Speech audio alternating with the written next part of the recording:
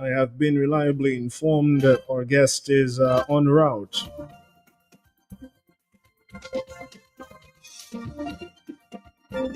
He will be arriving in a few minutes in studio.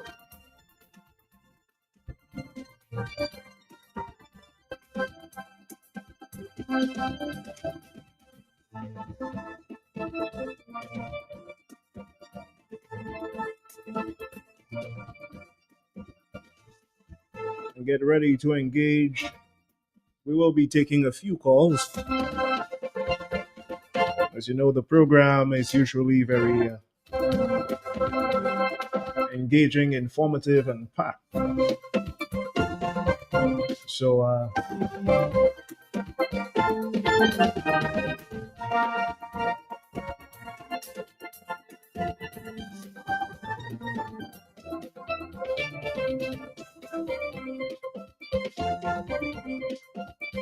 tell a friend to tell a friend.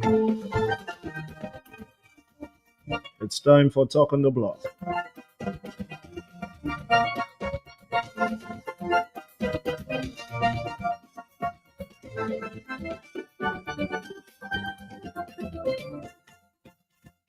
Follow your life. All right, caller, you're gonna need to listen to me and reduce the volume on your radio.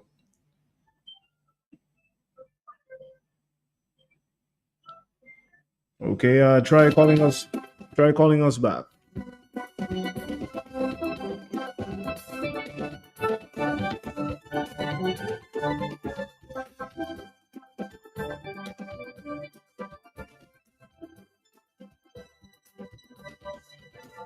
Caller, your life. Hey, Richie, what on the call? Doing good, bro. How are you? Last night, I did enjoy that to Thursday, chapter 5. Thank you for thank God, family. Family is doing good, thanks God. Blessings. I want you to do the homework for me Yes. because I have my textbook. I did my textbook and then I want you to do the homework for me. Find out, Richie, you see the modern cars and computers and the phones and the aircraft and the ships on the ocean and all of that. Find out how hackable they are for me now, please, Richie. You there with me, sir? I'm there with you. So you want to know how hackable these vehicles are? Yeah, these machines, these gadgets and all of that, because you hear Russia hacking into America, government information, America can do the same. You never heard about that name, Pegasus? Yes, I have. All right, that's some Israeli technology having to do with your phone off, Richie, and they can hack into your phone and download all your private information. So, and what that brought that to mind, Richie, sometimes late last year, just quickly, there was a plane, an American airline flying from Russia with Americans and the Russians and whoever. There were a lot of ice skaters, a couple and some young children and all of that. And a military helicopter accidentally, quote and unquote, may have flown too high and run into the commercial airline and it crashed, killing everybody on board. Richie, less than a week, about 5 days after, an air ambulance, American air ambulance, flying a little child, which a procedure was done on her, Mexican origin or national. And seconds after the plane take off, Richie, with the child, taking her back to Mexico, 6 passengers on board, and I think the pilot. The plane plunged in a residential area, may have killed 2 or 3 people on the ground, and everybody on the plane. And Richie, from there, I'm just saying about every day I wake up, it's a near miss or a crash. A near miss or a crash. Can you do my homework for me, please, Richie? I will. Thank you, blessings. Thank you. I will look into that and I'll update you by tomorrow, okay?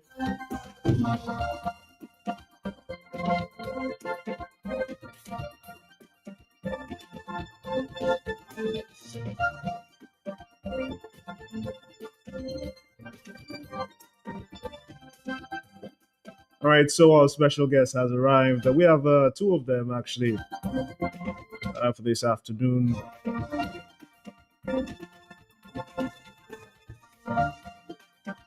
Suffice it to say, this is going to be very engaging.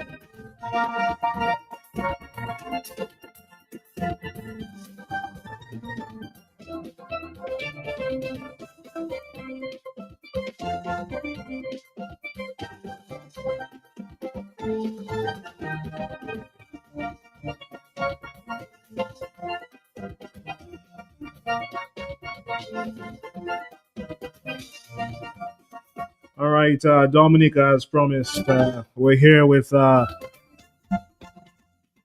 man of some hats, different hats. But I'll allow him to introduce himself. Good afternoon to you, my friend. How are you? Good afternoon. How are you? I'm doing well. And I'm not sure who can take the voice before you introduce yourself. No, I've been on Q95 before. I know. Oh, welcome. We appreciate you taking the time. I know recently you just came in and you've been quite busy as usual. So I really appreciate you, taking the time out. But your introduction. No problem. My name is Kenny Green, and I welcome the invitation that you gave me to come on and talk. And today we're going to talk about the challenges for immigration in terms of inward immigration to Dominica and human resource development. Yeah. So I mean, these are two big topics, but we're talking about the correlation between the two: immigration, the economy, how that plays out, where we are right now in relation to that. But let's look at the population in your view as a professional, as a businessman. How is the population or the human resource currently affecting the economy? It always does. I mean, Dominica has a cyclical trend that has been going on for probably 40 to 50 years.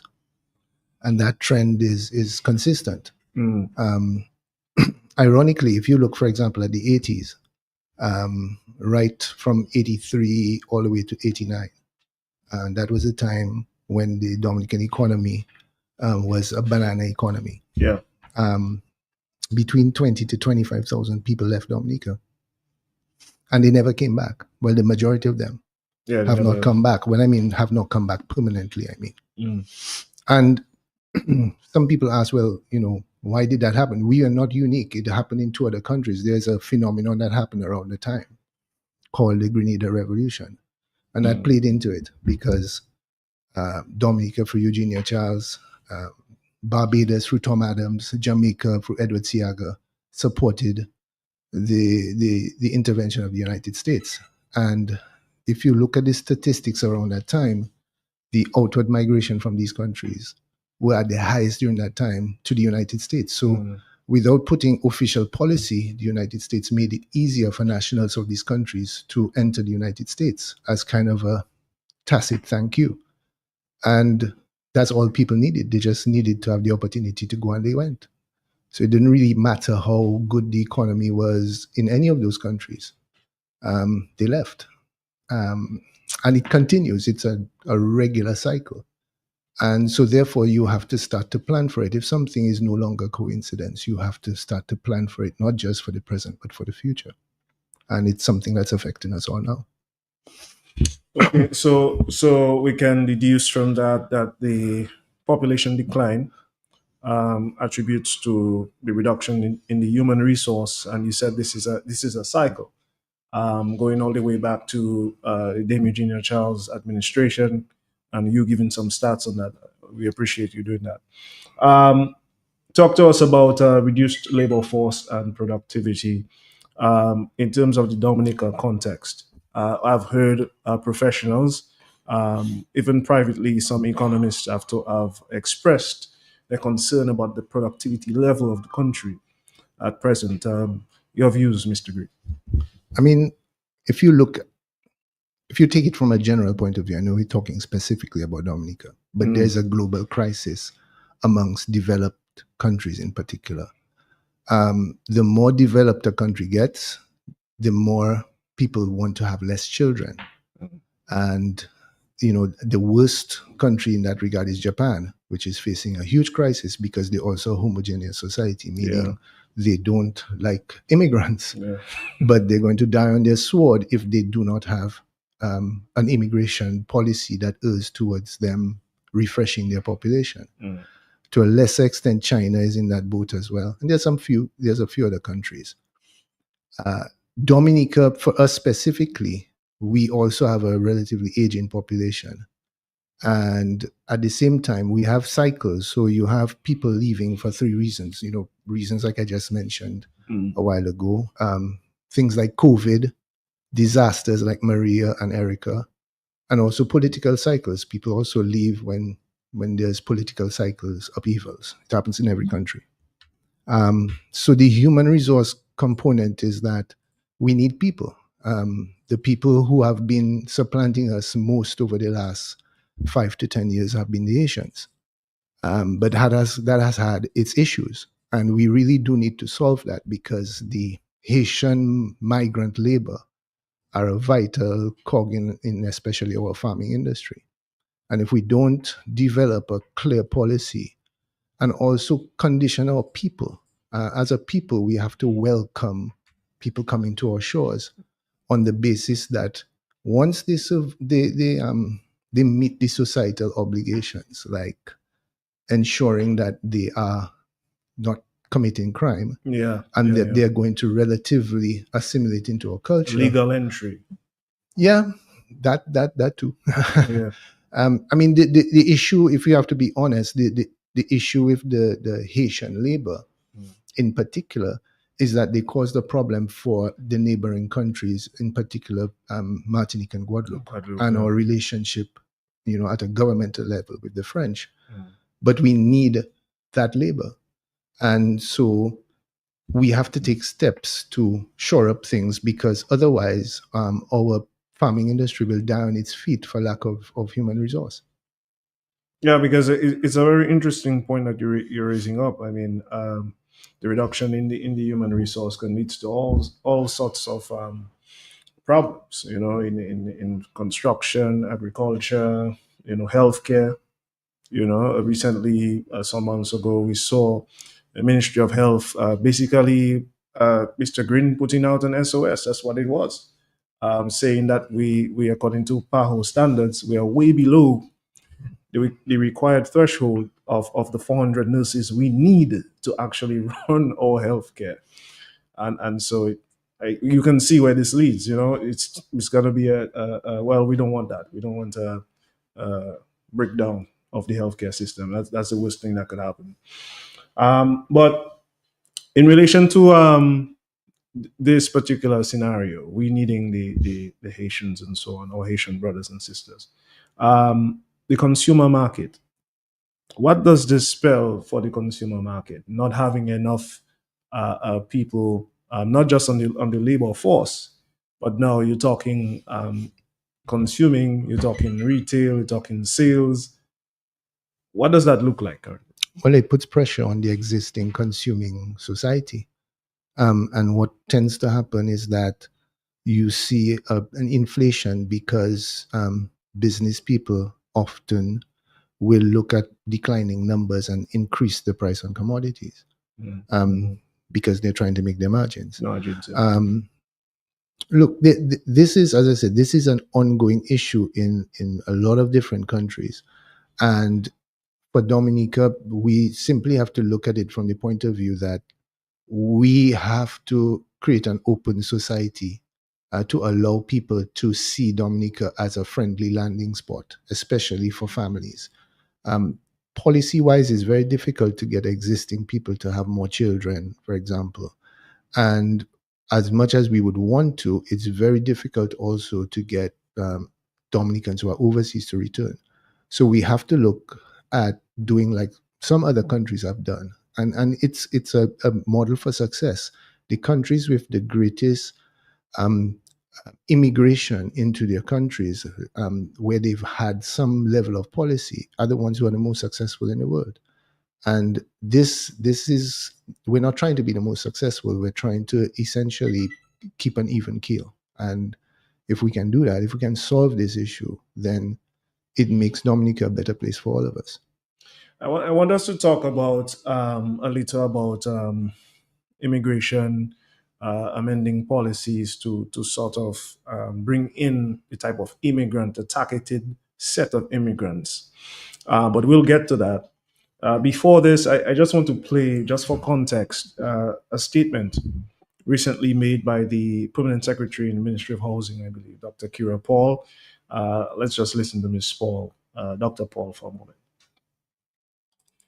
Of flowering vegetables and fruits, red potash for fruit trees. Discussion, and I bring you warm greetings from Honorable. A privilege and a great honor to address you at the opening of this important discussion, and I bring you warm greetings from Honorable Minister Cassandra Williams, Minister of State responsible for social services, who apologizes for her absence due to state assignment overseas. The Ministry of Health, Wellness and Social Services recognizes a critical demographic shift taking place in our society. An increasing number of our citizens are now over the age of 60, and this change has occurred within a relatively short period. Of course, this is not a bad thing at all. As a matter of fact, it is a testament to the richness of life and health of our small island promotes. However, this growing elderly population compels us to take thoughtful, coordinated action at all levels to ensure our citizens receive the best possible care, respect, and support. Let me begin by expressing sincere gratitude to each and every one of you for your presence and for your unwavering dedication. The government of Dominica deeply values your commitment to the care of our elderly citizens, which so often extends beyond duty and is grounded in compassion and love, as older individuals are particularly vulnerable. Okay, so there we go. Dr. Paul making some statements there along the lines of what you're saying, so you can see how this ties in. But she says basically the aging population is not really a cause for concern. Is that, based on what we're seeing economically, I'm not sure how correct that is, but you get the sense that she's trying to say that it doesn't stop government from, I guess, doing what it's doing for the elderly in terms of safety nets and so on. But in terms of growing the economy, in terms of addressing the issue of a shrinking human resource. An aging population, she's right, an aging population on its own is not a cause for concern. By itself. But if you have an aging population and you have not just a low birth rate, but low immigration inwards, then there is going to be a problem. So that is the practicality of it. That's the practicality, but her statement is factually correct. I mean, okay, so let's come back to the Haitian situation. One of the things that the Haitian community have always said is that when you have mostly men coming here to work, if they get to have their wives, their girlfriends, their children to be allowed to come with them, then it is more likely that they'll set roots down. The truth is, you run a greater risk of them coming here for 6 months and a year and then going back door at night to try and smuggle through to Guadeloupe and Martinique where they can get higher wages. You run a higher risk of that than if they have their families here, because the proof is the few that are left now, and quite a lot of Haitians have left, the few that are here are the ones with family here. So that's one factor. The other factor is that we have not really done a good job of screening them, because a lot of the Haitians are trying to get out of Haiti. So people will say that they're farmers when they're not. So a guy will be here and he'll do farming work temporarily, but his background is in IT, or he was a teacher, or he was an X. So we have to treat it as it is, which is, it's a problem we're trying to solve, but we're not trying to solve their problem. We're trying to solve our problem. We're not saying we don't want them to be employed, but we want to make sure we have the right people for what constitutes a solution to a problem. So let's delve into that a little bit, Mr. Green. Strategic immigration, basically to supplement the labor force. Yeah, I mean, that is needed, especially given that the government has given targets. They've said they want to achieve $700 million in agriculture. Yeah. Well, the biggest factor right now, apart from farm access, which is being solved, is the farm labor issue. Because, quite frankly, local resources do not want to work in farming on a farm for someone else. And most of the farmers are aging as well. So you run the risk that if you don't get active people who are going to come and help on the farm, not only will the farms eventually die, they will not be brought back up because there's no next generation to take it on. And like it or not, those Haitian farmers who are coming in are more likely to take over the farm or to lease the farm and continue doing it. Now, there's issues with their farming practices, etc., but we can teach them. You know, the agricultural extension officers can take time and do outreach to the farms that have Haitians working on them to make sure that they understand that our farming culture is different from theirs. Correct. And that's a solvable problem. But the big issue is that there's been a drying up of resources. And when farms don't have active people, then it becomes a challenge. And at a time when farmers have more help from government to be able to get inputs, to get stuff in, yet they don't have enough labor. So it's an issue, and that extends across to other sectors eventually. Construction, there's more willingness locally to work in construction, but sometimes I would emphasize that the main drawback is for the agriculture industry. So that's one. With regards to nurses and other resources like that, that's a big issue that requires. I mean, you have countries like the Philippines who essentially provide themselves as human resource to the world.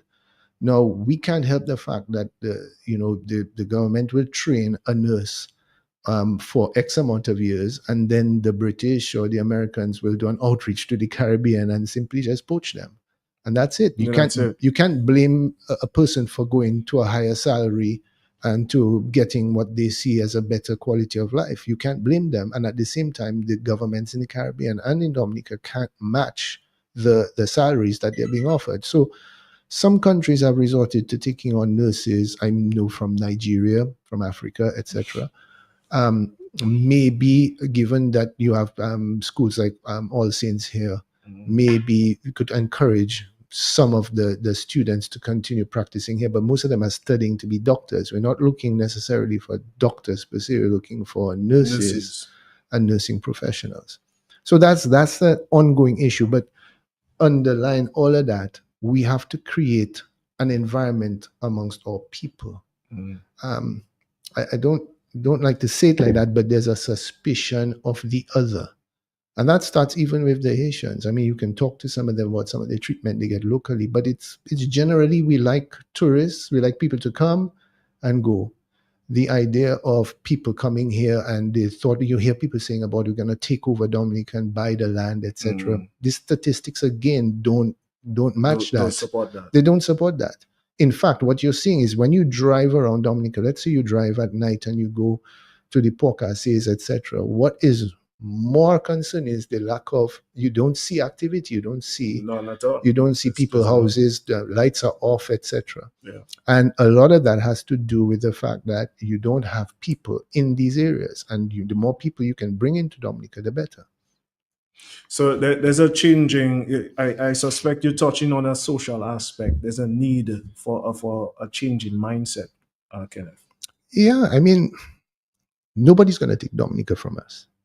Okay, first of all, Dominica is is there's the terrain of the country is difficult. If someone comes and decides they want to settle here, it's a positive thing. I've said this before on this radio station. My mindset kind of got shifted a little bit more towards the way I think now. I had a chance meeting many years ago in Jamaica with the Grenadian economist Michael Julian, and we were discussing a few things, and he brought out the statistic, and I like statistics, that it would take roughly for any of the OECS islands, roughly 200 to 250 families settling in any of these countries to supplant and replace or match the entire stayover tourism industry annually. And that kind of blew me away, because someone who moves to your country becomes a consumer, not just of resources and of services, but they become a social contributor. Our biggest tax right now, recurring tax, is VAT. All right, for the government. And that's a consumption tax. It's a sales tax. So the more people you have here buying goods and services, the better. And so for me, I started to kind of look at things a little bit differently, because when those people come to your country and they stay here, they become part of the solution. Stay over tourists, you have a disaster, they're gone. They shift to the next location for 2-3 years, and you're cranana, as they say. So you need more permanence, and permanence is what creates the ability to be resilient. Fantastic.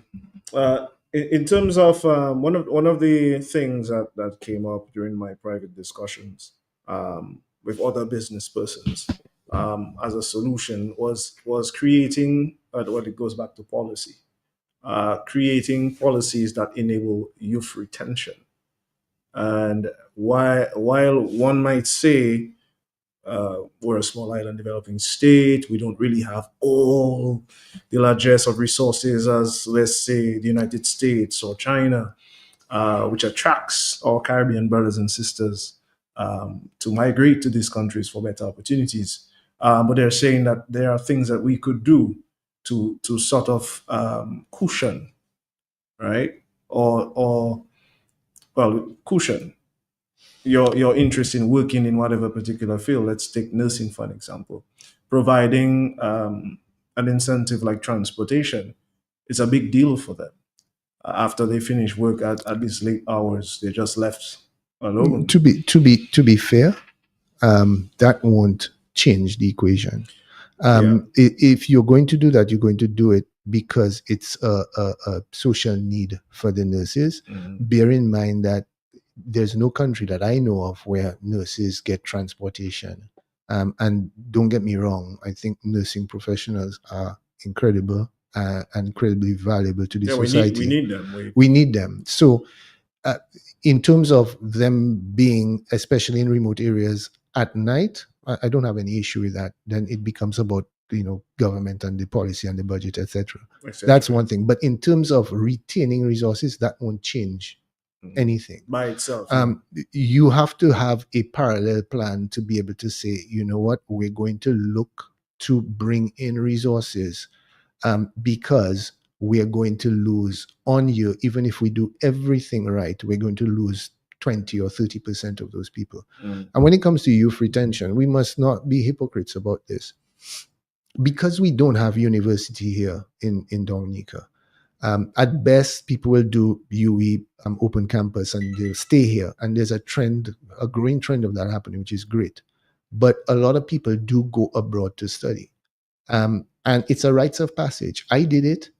The thing about it is that I was lucky enough to return to Dominica. I had a career and I returned to Dominica and continued working in Dominica.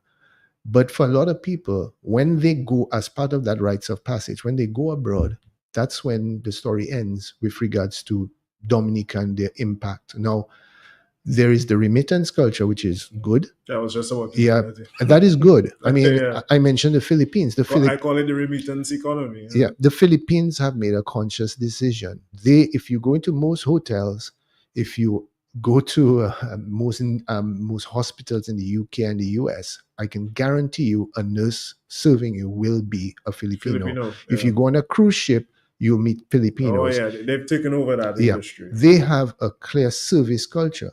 And in the Philippines, the government and even the families encourage the people to leave because it becomes part of the remittance culture. But we can learn certain things. I mean, recently the US have decided they're going to put tax on remittances. If we do a proper analysis of the situation, especially the Haitians and the Dominicanos, we can tax their remittances too, because when they're here, they send back to the remaining families over there. But you have to treat it like a crisis. You have to say, you know what? Even if I do my very best, we're going to lose some people, and we're going to lose a minimum of X amount of people. So we're going to have to cater to deal with that problem, not try and think we're going to give them a bus ride at night, and they're going to not leave. They're still going to leave. They're still going to leave, yeah. So it's about doing the right thing, but then expecting loss. And then managing that loss. It's going to happen. It's just going to happen. Kenneth, that's an excellent perspective. I think that may be just the way forward, the most practical in terms of addressing this, the reduction or the shrinking of the human resource, again, which is not unique to Dominica, but it is happening in Dominica. Okay, so let's touch on family support systems, basically a pronatalist approach. Your views on what are some of the programs we could strengthen, like those we have already, or what could we create to sort of have that become a factor for retaining some of our human resource? I don't want to sound like a broken record, but if you look at most countries, except for Africa, Africa is an anomaly because Africa has the fastest growing youth population, practically because they're one of the fastest Muslim continents in the world. And wherever you have Muslim, the birth rate is higher for many reasons. Culture, yeah. Culture, you have multiple wives. You don't have a culture of how do you put it? Monogamy. Not monogamy. We're talking about safe sex or contraception. They just have children. They have more children. So in Africa, you have an explosion of children and of a youth population. But in other countries, that isn't so. And the fastest growing demographics in each of those countries for new births is in immigrants.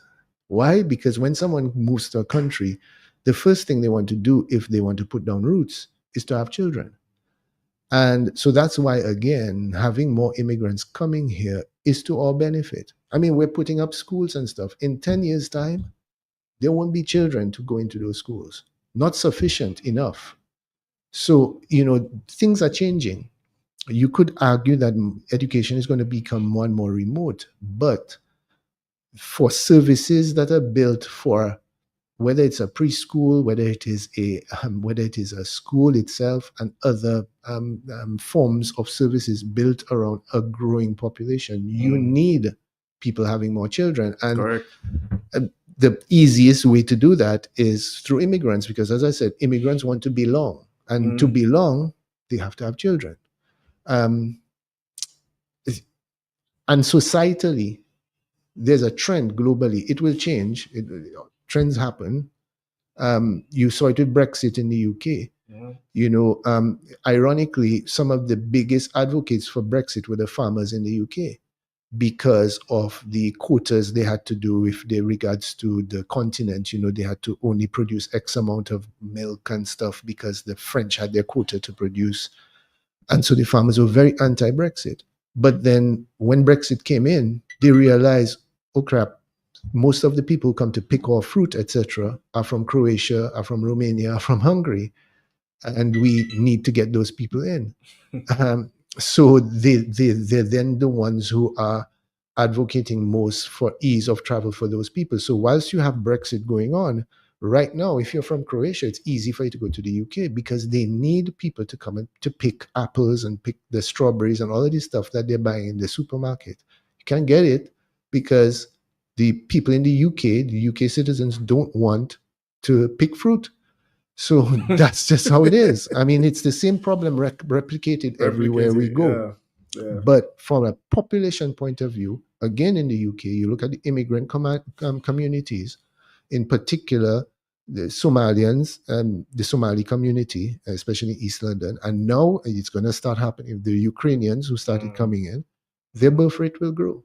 That will be the birth rate that pushes up the birth rate in the UK. Or when you go to the US, it's the Hispanic. The Hispanic population has been the fastest growing population statistically. And the part of the reasons why you're seeing such a push demographically at Mexican and Latinos is because by 2050, they are assumed to be the largest demographic in the United States.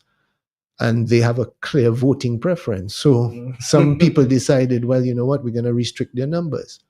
But the truth is, you need immigrants because immigrants are going to increase your population numbers. And if you choose not to do that, maybe you could say, well, policy-wise, you could try things. You could say probably in Dominica that if you're a couple under 40 and you have more than 2 children, then you don't pay income tax. And maybe that might encourage people to have more children. But that's not the only reason. People don't only not have more children because of money. They do it because they have a freedom and they don't want to compromise that anymore. Immigrants are more likely, as I say, because they're trying to put in roots, they're more likely to have children. Fantastic. At this time, we're going to encourage calls. Feel free to call in.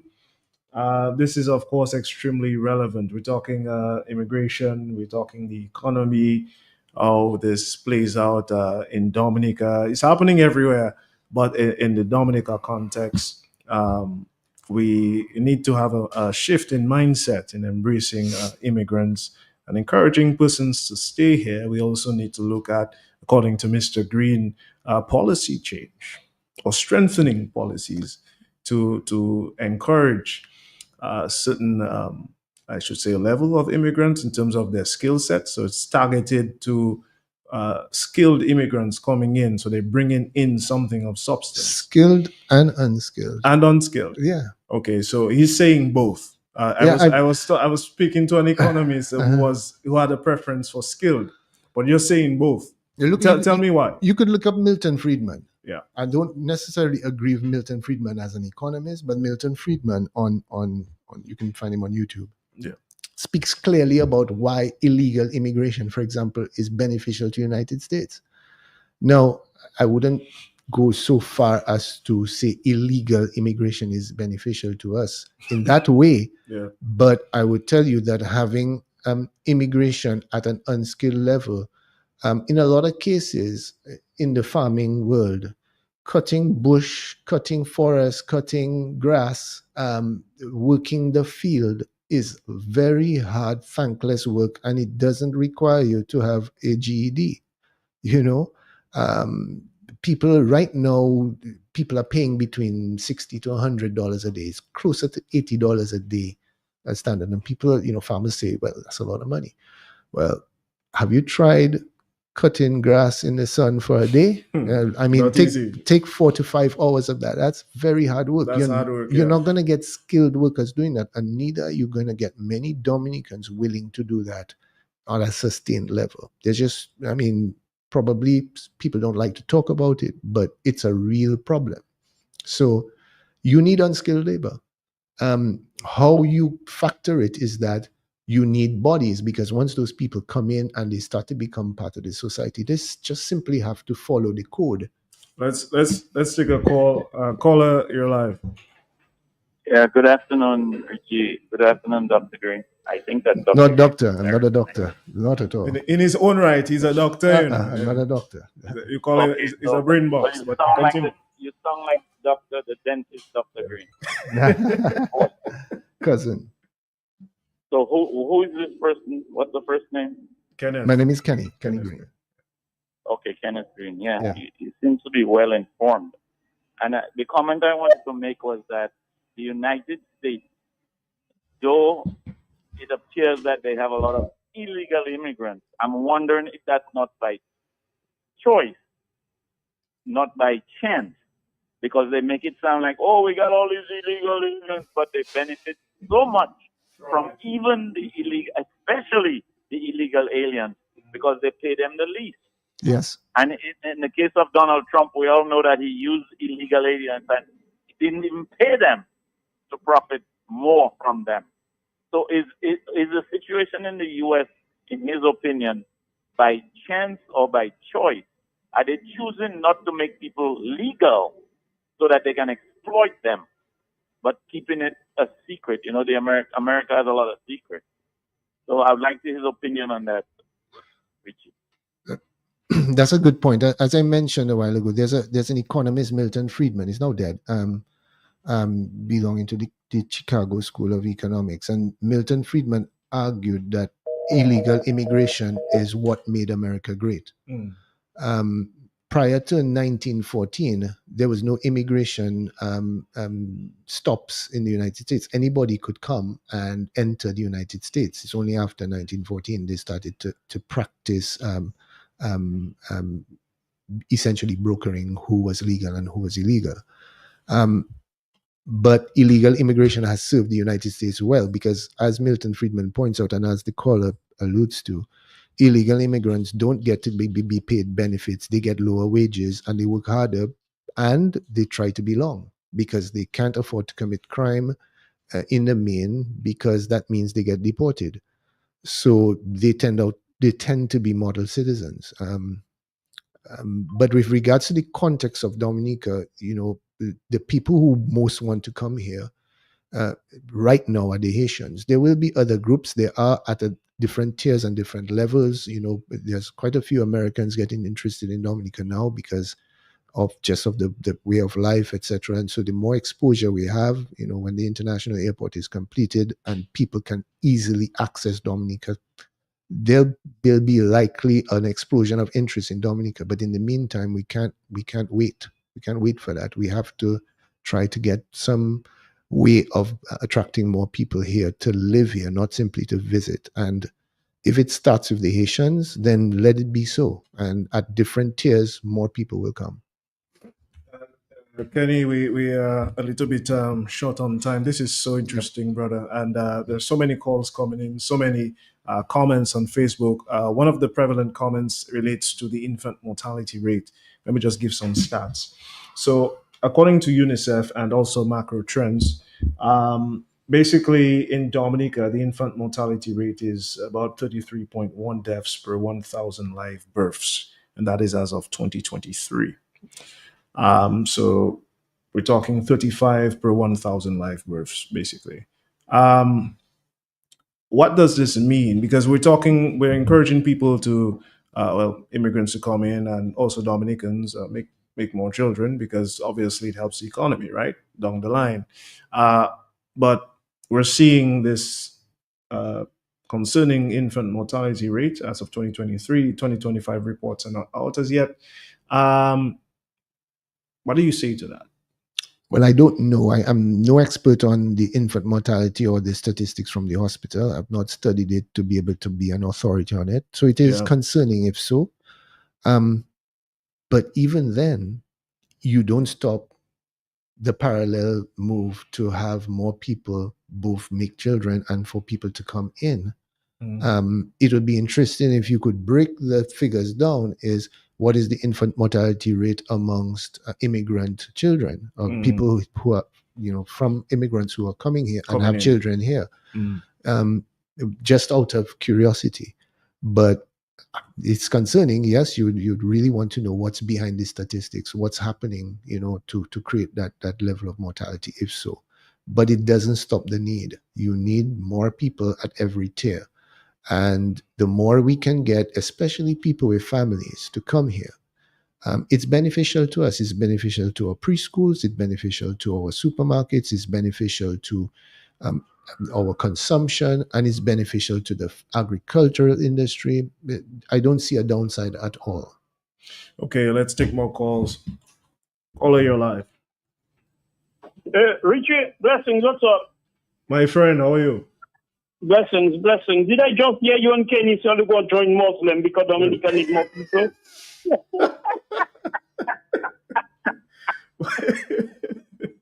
Welcome, bro. Kenny might have 5, you might have 10. Anyway. Mr. Green, blessings to you, sir. Blessings to you. How are you? I cool, sir. Good, man. I heard one statement there, and I know you deal with a scientific approach towards things, and I don't, but I just wanted to elaborate on a little thing based on my own observation having to do with the demographics. You have the Chinese who have the resources and a powerful nation behind them. I heard you said that Dominica can never be taken from us. I think Tibet have been taken away from the Tibetans by the Chinese.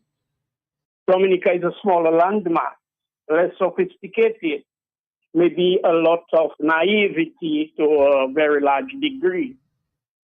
When I watch this subtle, or there is a disease I think I had in my imagination, I created termites. If you study the characteristics of termites, maybe when we don't wake up to the realization we are halfway there, I would not want you to feel like you have contradicted yourself or a misjudgment. But taking that into consideration, how would you ask us to approach that repopulation or the whole demographics, the change, the transition, the evolution? Shouldn't we take those things into consideration, or should we just sleep tight? Thank you, sir. Blessings. Okay, I'm not sure what the question is. If you have to look at it from a demographics point of view, I'm just looking at it straight up, okay, with regards to the problem we have in Dominica. There's no trend of Chinese people in Dominica having children. The Chinese who are here are either merchants or people who come over to do construction work, and they either leave or a small amount of them stay. There's a very small community of Chinese in Dominica. The perception of them having a lot of them is because you have them, people here doing construction projects from time to time. In again, I'll bring it back up again. The Haitian community is more reflection of what the opportunities and the challenges are, because they would have children. You had more second generation Haitians here than you have Chinese. Only a few Chinese have had children here. I don't like to use the words like using words like termites, etc. The fact is, people who come here and decide to make opportunity are going to have to become part of our society. And when they can't, they leave. And I don't see the Chinese as a huge problem because they're not giving birth to children. To, in the main of threatening our ability to be the dominant social group in the island. To me, that's not really an issue. Yeah, because I understand where Blessings is coming from. Because I'll tell you, on the ground, people have this notion. And it's because of what they have seen in other countries. Let's use Zambia for an example, because this really happened. Where, long story short, the government had to kind of default on the loans that they were taking from our ally, and they couldn't pay back. As a result, based on the contract agreement, there were certain resources of the state that had to be forfeited in terms of management, so that they could recover their funds. So he's talking along those lines, and I guess there's a fear that this will happen in Dominica. A fear doesn't constitute a reality. I spend a lot of time in Africa, and I've been to Zambia. Yeah. I've been to Uganda. I've been to Cote d'Ivoire. A lot of what is put out there is put out by the same sources, and you have to be very careful about news that promote fear. You just mentioned it a while ago. Yeah. We live in Dominica.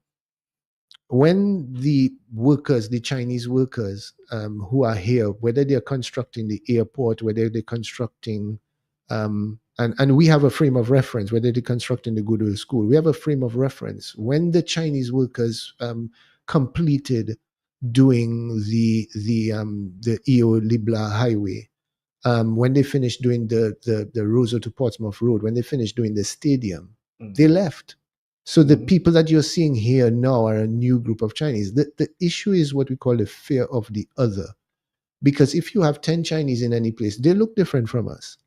Let's just face it. Yeah, it is a fact. And so you start to believe, oh my God, there's a whole group of them here. But there aren't. Even the restaurants, I remember Ancient Capital. I don't know if you ever remember that on Church Lane. There were that whole group of Chinese restaurants. They closed down. They're gone. Because when the projects finished, the people left.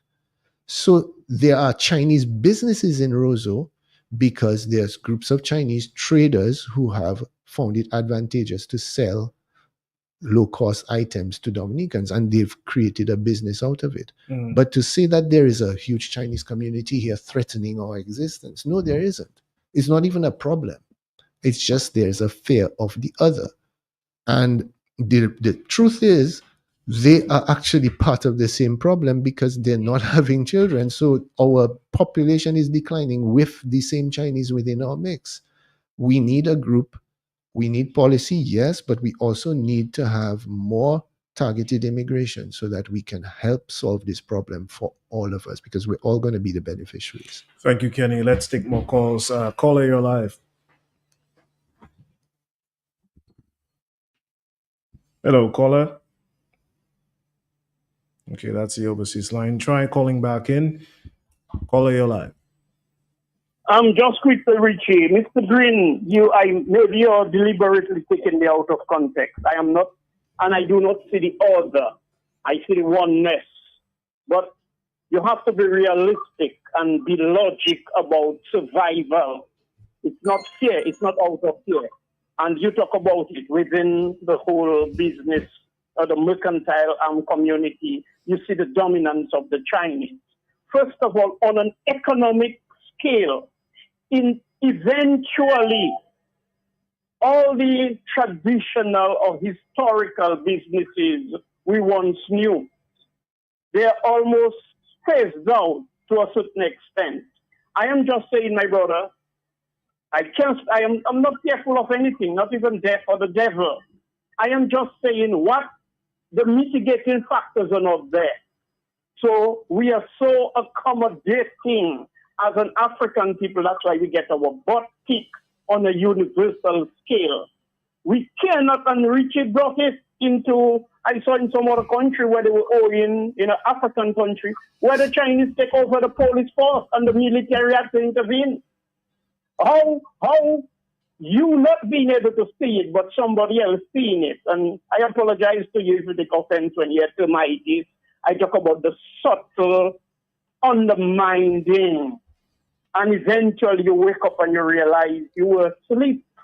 So I am just saying, my brother, what would you advise, or what are your concerns based on the possibility or the potential, or eventually that the Chinese could be running Dominica?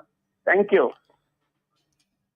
Thank you. Look, let me just make it again even clearer for you. You mentioned that they're taking over the commercial sector. There are no Chinese running supermarkets now, and there have been quite a few new supermarkets added into the landscape. There are no Chinese in the agricultural feeds business. There are no Chinese in the home goods business. Well, when I say home goods, like the do-it centers kind of business, there's no Chinese travel agents. They are existing in one tier in the low-cost disposable products, you could call it, sector. That's where they are. That's where they are in most countries they're in when they have a low entry point. I would be concerned if we had huge Chinese supermarkets, or you had ventures that challenge the existing dominant business sectors in Dominica. They're not even close to doing that. What they've done is at the budget sector, they've offered competition, and many people have embraced them for that. That's why they're here.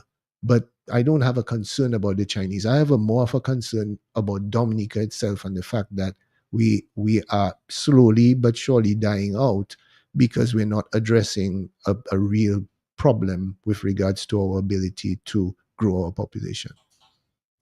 Excellent. Let's take this call. Caller, you're live. Good day. Yes, caller. Welcome. Yeah, I noticed. I must say I noticed that the conversation is a bit complex and very pertinent and relevant and important to our society. Yeah. Kenny, I want to address something I noticed in terms of our employment, or availability of employees, and the impact migration has on it. I don't know if it's because of our low income rate, wages, or minimum income, which is one of the lowest in the Caribbean. And as you know, the Caribbean is based on many over, let's say, 100 countries, which you have to take into consideration, Bahamas and Vincent Kitts and all of that.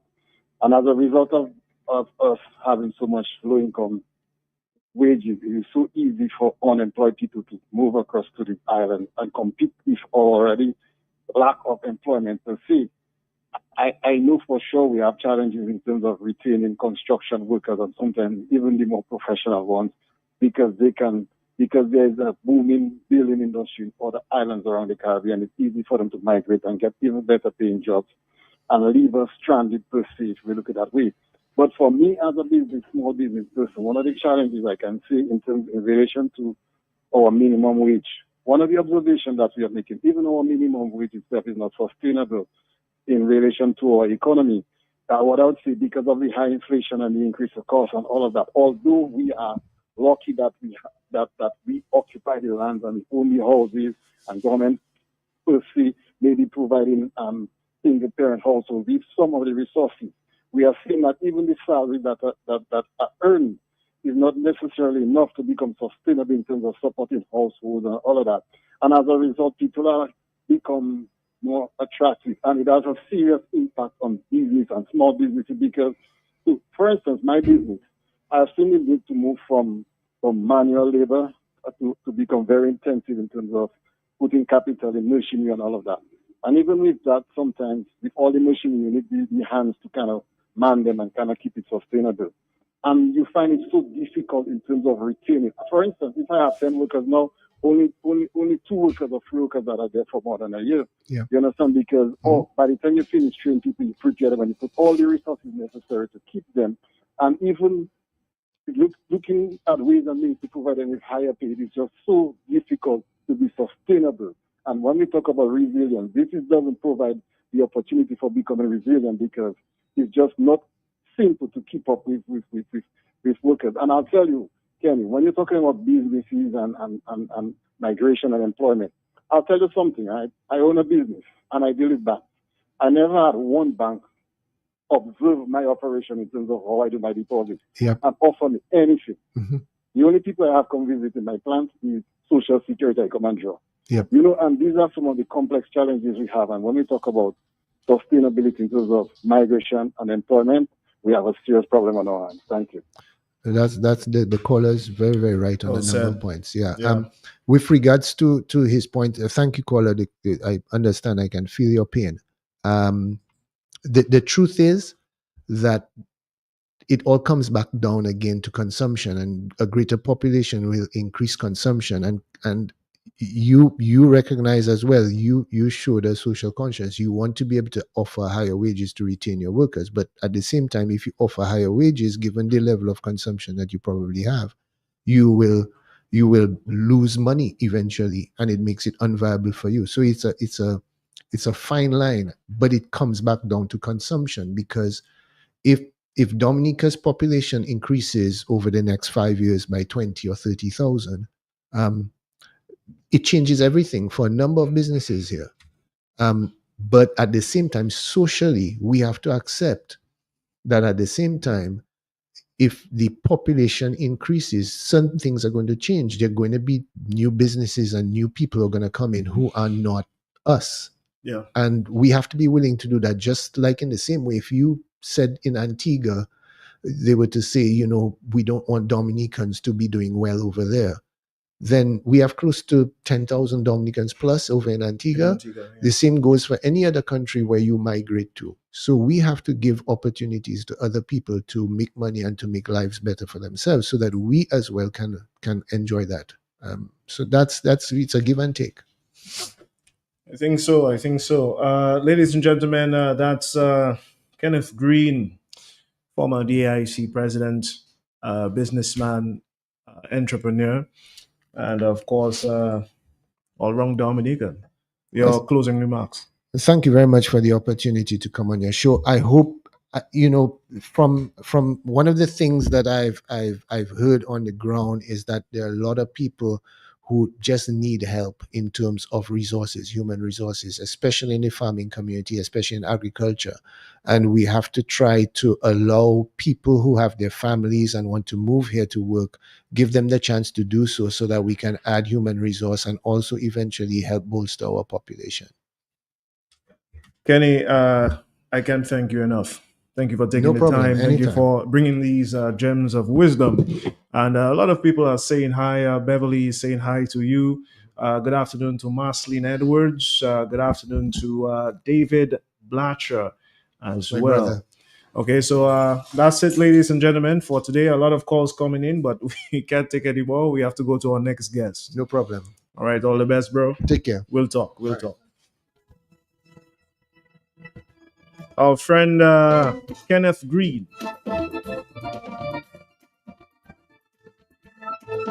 Wow.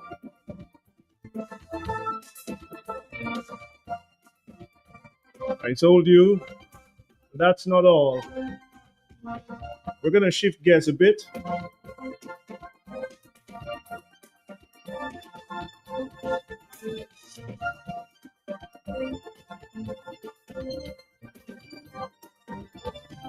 But still remaining on the topic of the economy.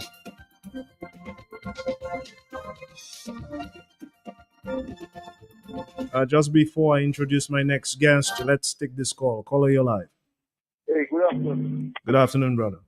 I've been listening, man. I'm telling you, it's one thing to sit down on a chair somewhere, speculate, suggest, come to conclusions, and all these different things, but we doesn't know what is in the mind of somebody else and how they're thinking, what are their plans for the future. You know what I'm saying? You might say, no, the Chinese may not do that. I'm not doing that. But the thing is, you cannot tell me is what the Chinese has already settled in their mind on their table when they sit around the table for the future, and when in the future they would look forward to establish that. Now you have to also put in mind, we are a country that sells passport or citizenship, however you want to call it. That means you sell a citizenship. Every citizenship you sell, a person hold a passport to become a citizen of Dominica. Now we have a world that is into war, and war's going to be everywhere. People are going to be looking for places for safe haven, so to speak. So maybe they might look forward to come to their country, Dominica. You understand what I'm saying? Yeah, that's another topic. That's an excellent point, but that's another topic of discussion, the geopolitical global landscape. That's a big topic that you brought up there, bro. Yeah. So the point I'm making also, we cannot say the Chinese don't have no plan, because you know the Chinese just plan for 100 years and all these different things. What with your caller is that, what does he think?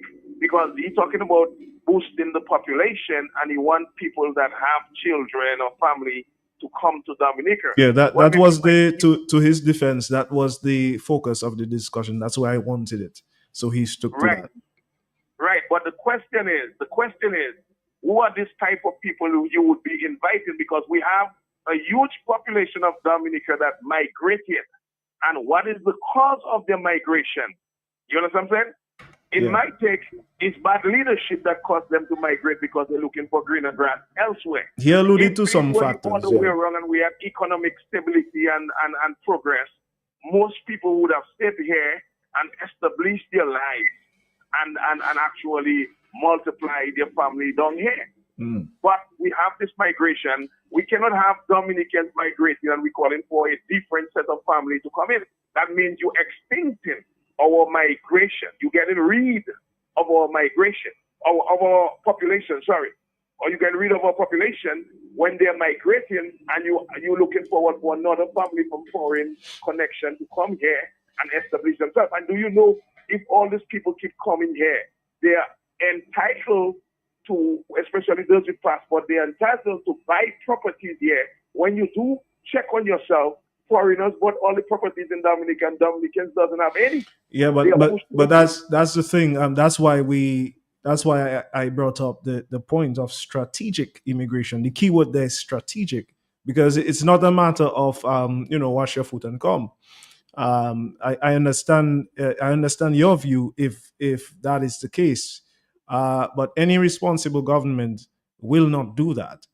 And so there has to be. That's why we talked about the possible amending of some of our immigration policies, or including new stipulations to the act that would strategically mandate what type of immigrant comes into the country, not necessarily where they're from, but just in terms of their skill sets, and even the unskilled workers in terms of what they can do, that would qualify them to legally become or live in Dominica or become a nationalized Dominican. My last short point, please. Let me just make this last short point in reference to what you just said. Yeah.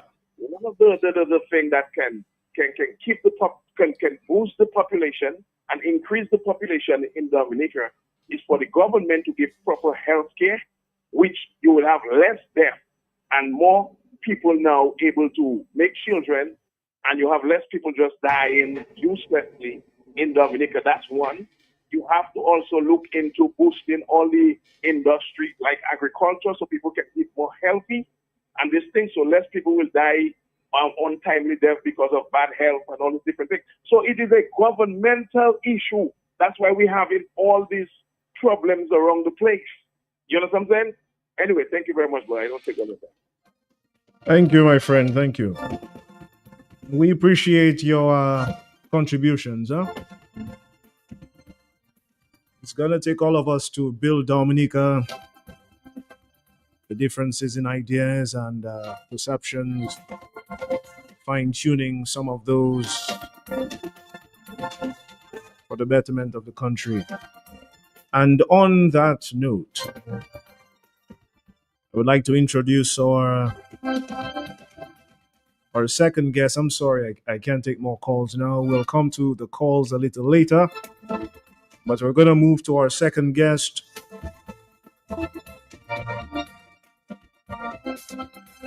He too has many hats. But for this particular discussion, we will refer to him as an economics lecturer.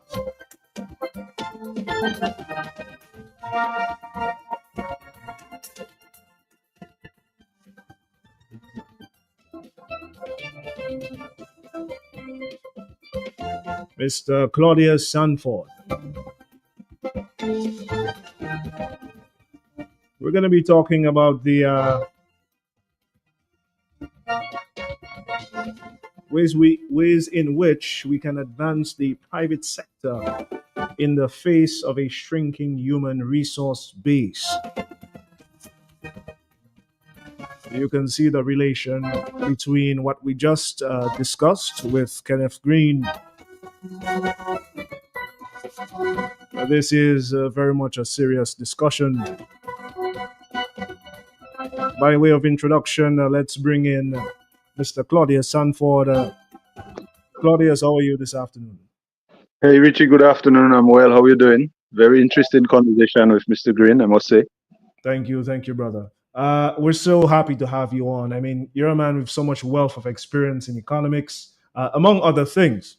But we're focusing on economics at this time, advancing the private sector in the face of a shrinking human resource base. So it's confirmed in many aspects. We knew that already, but it's further confirmed by Mr. Green. Just recently there, you heard his remarks. Let me just say, to advance and grow Dominica's private sector in the face of this issue, is it recommended that Dominica increase its strategic approaches, in terms of immigration. Is that something you think, just off the bat, that we should delve into? The question you asking and the discussion you had with Mr. Green, I think, is a forward thinking. But with any circumstance that exists in the context of the economy, which is in our case Dominica, one must look at what took us there. Where were we before we got to that position? And I think the discussion with Mr. Green kind of was depleted of that, analyzing the situations that brought us to where we are now with this massive brain drain in the country.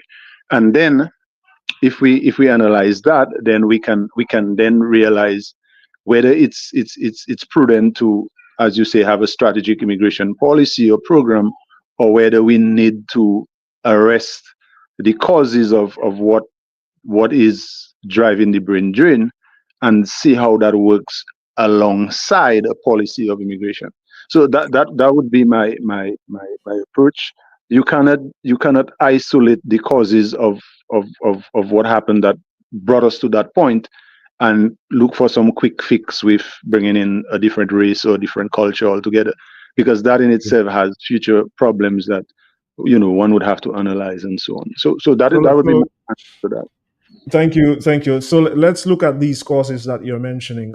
Can you list out a few that you've observed professionally? First of all, let me say thank you for inviting me to join you here on this program. Yes. I know usually the talk on the block is much more current event and politically charged. I'm going to try my best to be professional and at the same time do add maybe some political discussion in between as well, because that would just be a right balance, a right synergy for the discussion. My discussion this afternoon, hopefully I'll try to look at the push effect and the pull effect of the brain drain that we're experiencing in Dominica.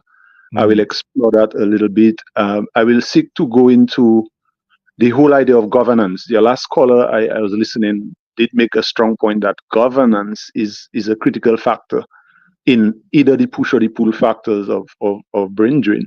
And I will look at the possibility. I look into that from a perspective of whether our governance has a politically driven objective or goal, or is it an economic uplifting objective or goals that we have in the governance of Dominica.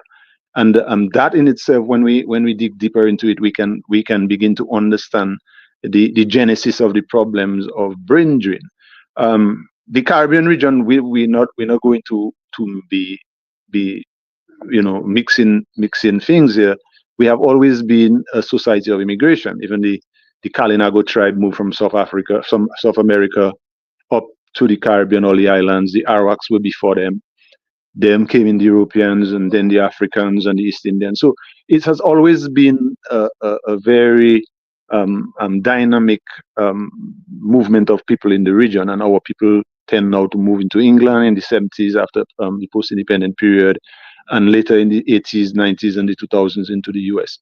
And we also see interregional migration where our people move to neighboring islands of Marigal and Guadeloupe, Martinique, Antigua, and now St. Kitts is the most attractive hub in that whole dynamic movement of our people. So we have to understand that is the reality of the historical reality and the current reality of our country.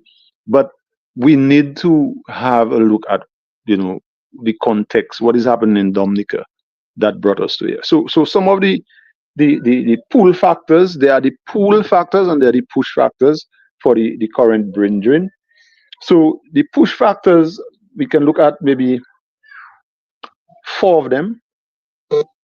The first one I have there before I came preparing is the limited career opportunities. In Dominica currently, there are limited career opportunities.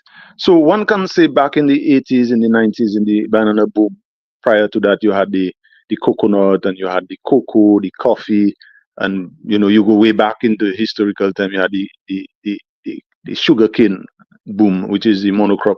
When we had that monocrop economy, a lot of people, the unskilled people, found meaningful employment in those sectors, in the agriculture sector, and the people the education sector or the service sector was not so developed, right? So in other words, if you historically, in my days in the 80s, you would have a limited number of people who could enter secondary school, maybe 50% of the population. I remember in the early 60s, it was like 50 people alone would be allowed to go into high school. And we see that the evolution of the education sector has brought with it a larger pool of academically qualified people. And what we did in the policy aspect of that, when we had a push towards that, we kind of dropped the ball on skill training and vocational training along the way, and that manifested itself to a greater extent post 2000, where the entire drive was towards an academically trained labor force. And with that, we saw the total, well, not total, but almost eradication of the agriculture sector, the banana industry gone. We blame it on the World Trade Organization, but there's still markets. There's still creative ways you could have, maintain, some revenue in those streams. But this was totally foregone. And then you have the problem, as Green now described, that because people are so trained in the academics, they feel that they are entitled to positions and career opportunities in those fields, and they are not qualified, or they are overly qualified to get into agriculture. So the low skilled avenues of career building is suffering right now. And then with that comes the production, and obviously with the overall economic impact. So the push factor, there's not, because of our drive into that sector, into the academic sector, and we've forgone to a large extent, not totally, but to a large extent, the vocational and skill sector of the economy. We now have that problem where the trained people in academics don't have the motivation to do unskilled work, right?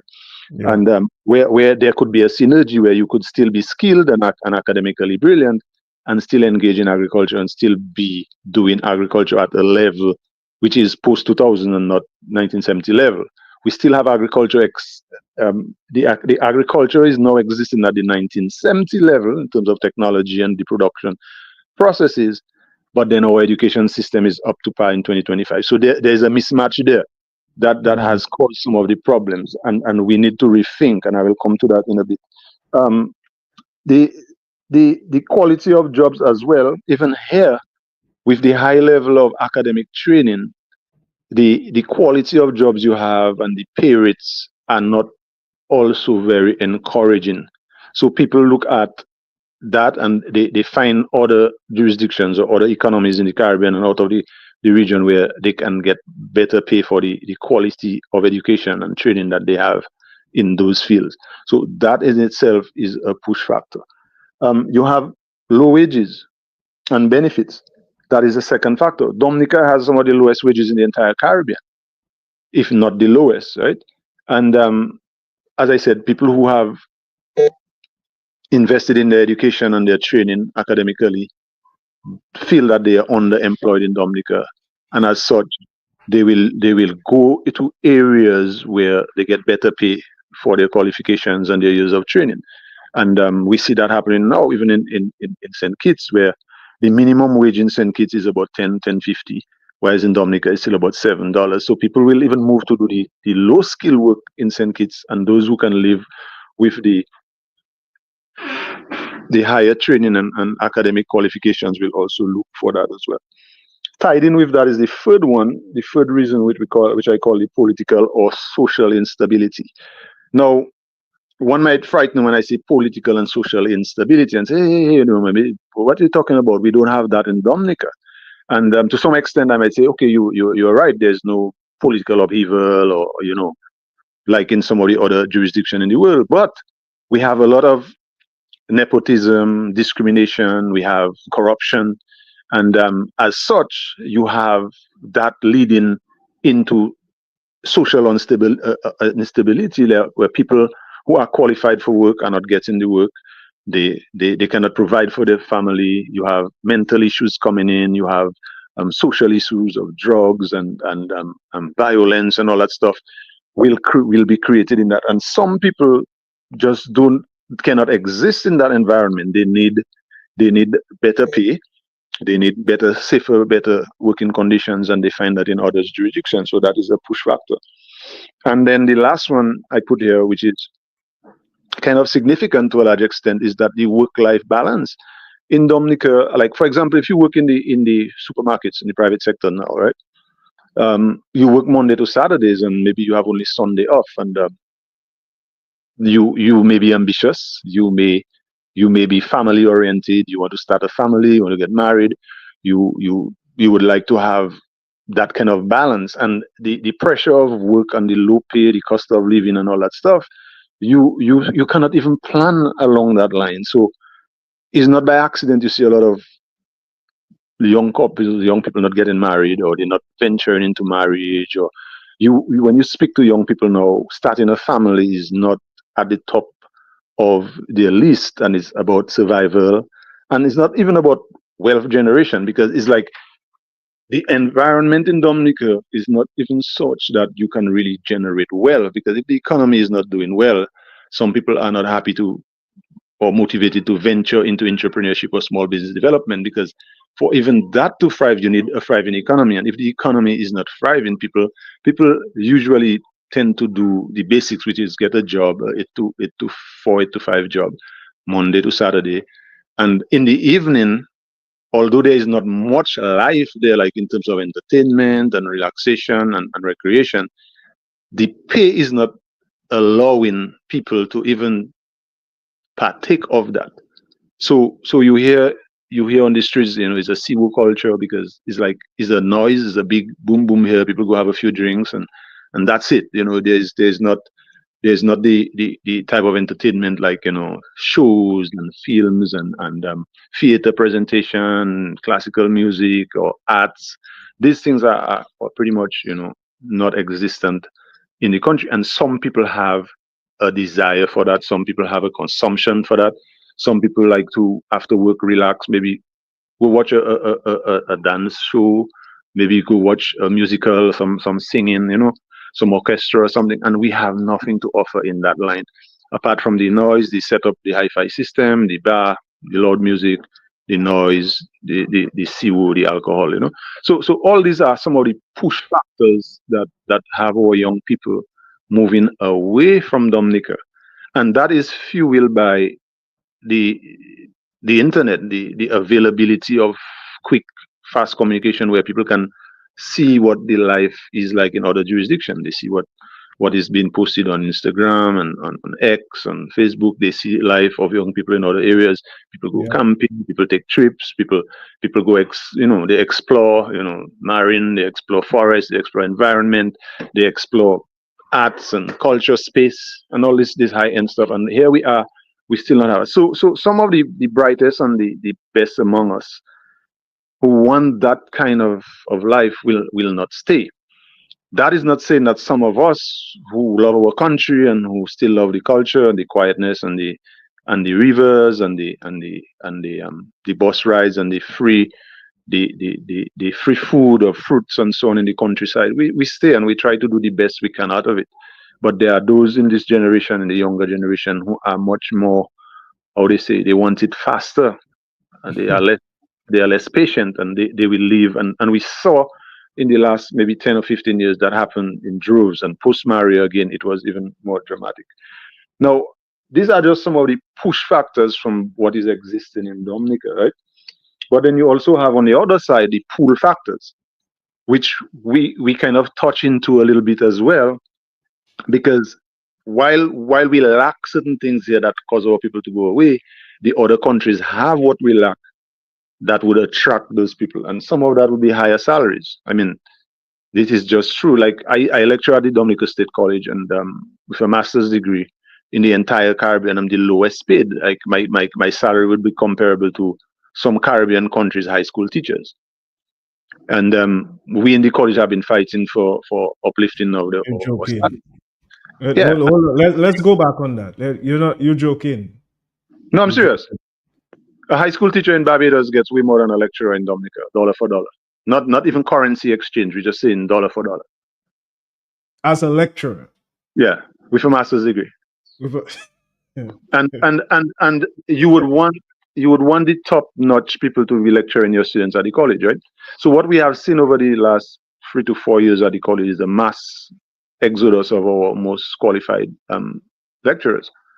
They leave for nearby Caribbean countries, St. Kitts, Antigua, St. Lucia, and they get better pay.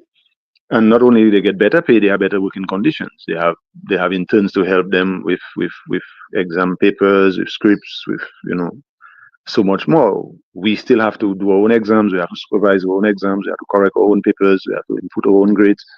All that with the minimal salary. And we have been fighting, and nobody seems to be hearing what we want to say. Even the board of governors is all again politically appointed, most of them, and the true interest and the passion for higher learning and tertiary level is not always a different burner. It's sometimes, most of the time, is their political appointment is placed first, their political ambition. So we have all of that, and I'm just using that as an example. The other one, better working conditions. As I said, there are other countries that have way better working conditions. You have different retirement plans. You have appointments taking place. I'm working at the state college. I use that as an example. I don't feel comfortable doing it, but I still do it to just show what I'm talking about. I've been working at the college for 16 years, not appointed. There's no increments. I don't get increments because I'm not appointed. And my salary has been pretty much fixed for the last 16 years. Now, hold on a while. You said 16 years, Anford? Yeah. What's the just quickly, what is the criteria to get appointed at that level? Well, you need to have the academic qualification, which is now a master's degree. You need to work for 2 years. You have that. You do the 2-year contract, and they do a review, and if you're doing a good job, then after 3 years they appoint you. But and because you're there for 16, so that's 2. So that is the haphazard way of the way institutions operate in Dominica. So, but that is a whole other conversation we can have. The institutional. We will not have enough time for that. Yeah. And we have to analyze the institutional breakdown in Dominica, starting with the police force way down, the nepotism and how appointments happen, the political interference and all that stuff. You will see a lot of our institutions of state have been compromised, including the health sector. And I heard you talk about the mass migration of nurses, and that is one of the reasons, one of the driving force behind it is the institutional failures, because there are certain processes and programs or due processes that have to happen within those institutions to keep it afloat and effective and efficient. Those things are circumvent for other reasons, low budget, manipulative administration to meet political demands, etc., etc. And those things compromise a lot of our institutions. We haven't even gone into the banking sector. 3 of our international banks have left our country. No one, even in the media, Farrell, sorry, I have to put you on this spot, but no one has investigated what is the true cause of 3 international banks living in so much close succession. What is going on? And nobody is willing to go beyond that call to give the people the answers and to bring the truth and the facts forward so people can do their analysis. We have a lot of hidden information in Dominica because ignorance says bliss. When you do not have knowledge, you don't have power. These people with knowledge, they have the power. So again, those conversations are very, detailed conversation that we do not have time to go into. But maybe that is the next assignment for you to find out what are the true reasons why the First Caribbean left, the Royal Bank left, and the other Canadian bank left. That was replaced with Republic Bank. What is pushing that? It may take some time. That requires some digging. Yeah, for sure. But that is a necessary investigation that has to be done. Because can you imagine the impact that have on our financial sector and our economic development as a nation, as a small nation? My manager would have to give me some time to do that. When almost 50% of our revenue comes through through our people sending us money from abroad.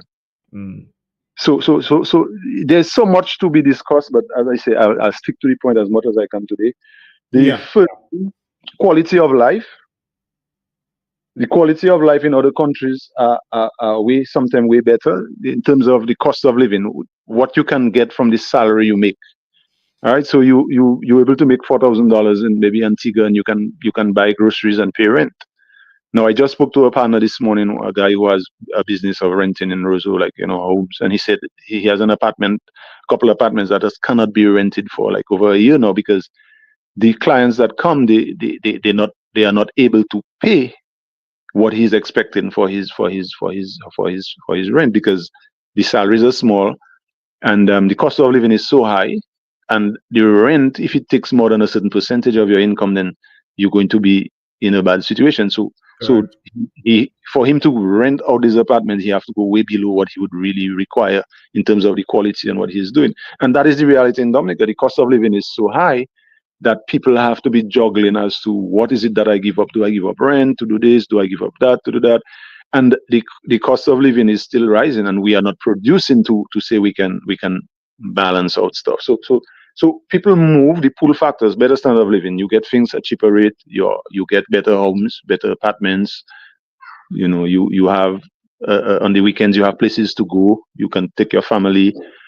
I always, Richie, I always marvel at that, and I tell people that all the time. Like, you see guys go away in the US or England, they stay 2 years and they come back on a holiday in Dominica. They meet their friends, they rent a vehicle for a week or two, they have a good time, they party, they host some of their families at their home. And we in Dominica, we work for 10 years, and if we have to travel to Antigua, most of us sometimes have to go and take a little loan, right? So you can see there already the pull factor. These people enjoy a better standard of living in these areas. That is one of the pull factors. The fourth one is the global demand for skills. Like these countries have a demand for the skills that the people have. So after a bachelor's degree and a master's degree, and you come back, you feel like you're underemployed, where another country can employ you and give you a better pay, and you have all the other factors that will attract you.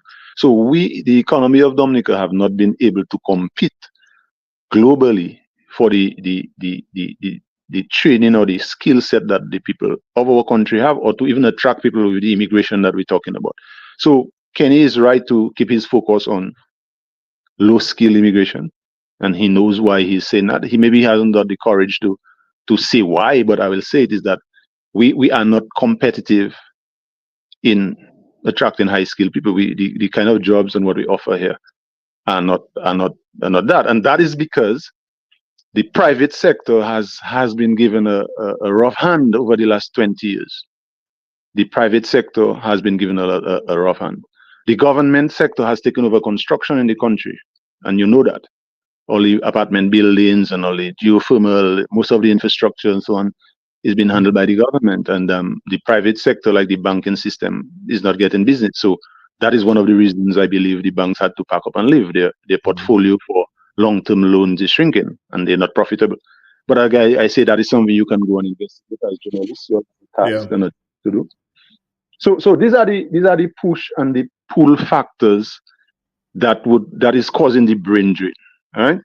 And within that, you can dig deeper into that and talk about the education system as well. Why is it that the private sector is not competitive in attracting global skills?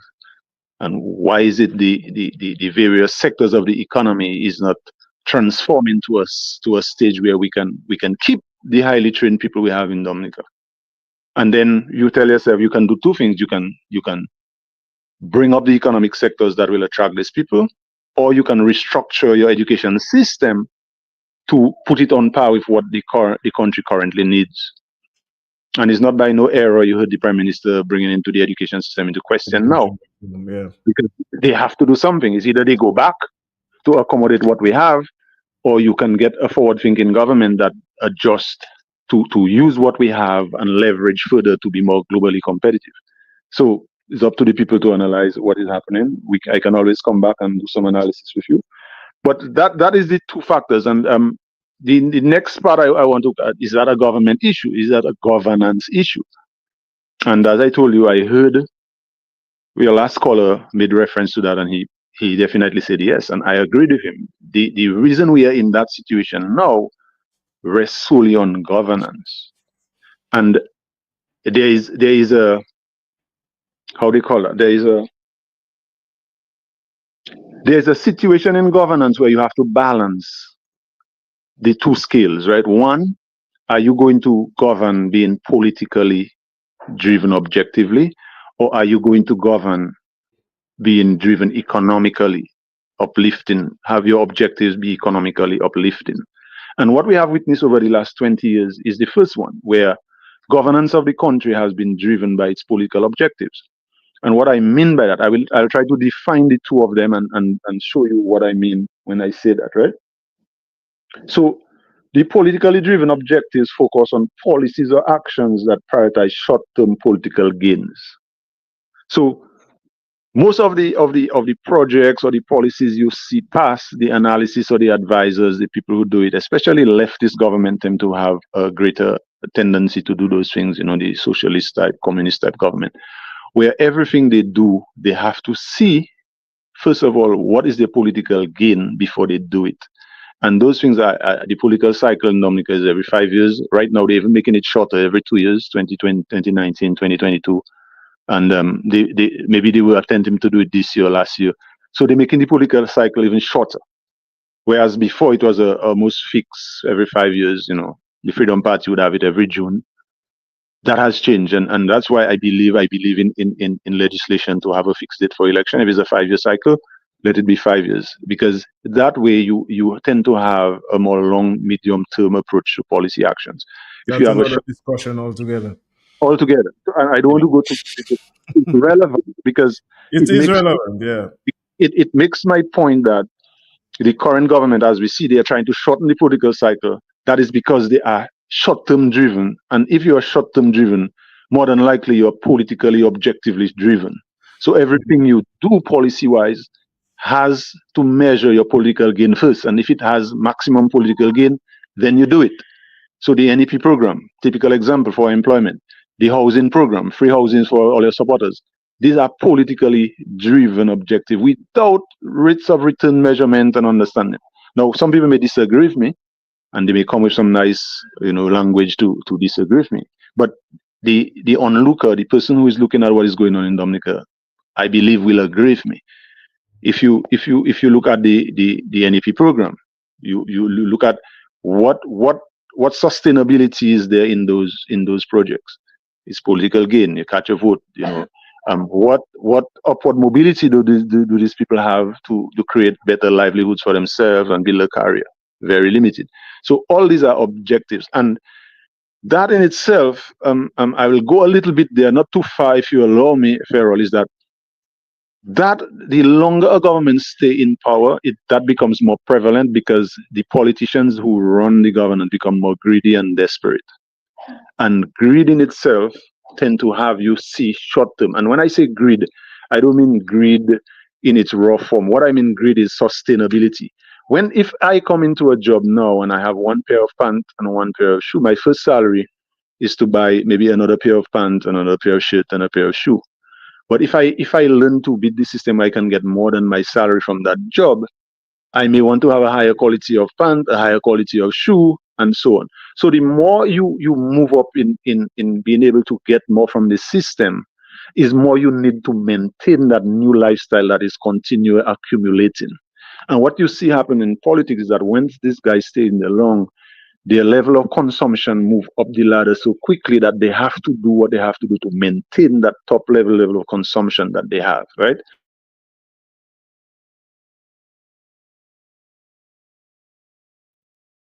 It seems that we're having a little connection issue there. Can you hear me, Sanford? All right. At this time, we are engaging Claudia Sanford.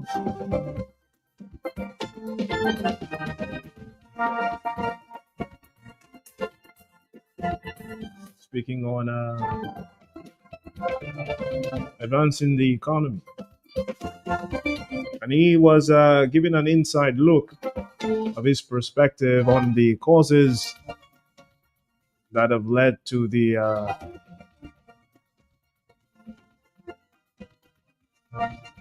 shrinking human resource base in our country. It's very conspicuous. Eh? This is an issue that we need to resolve.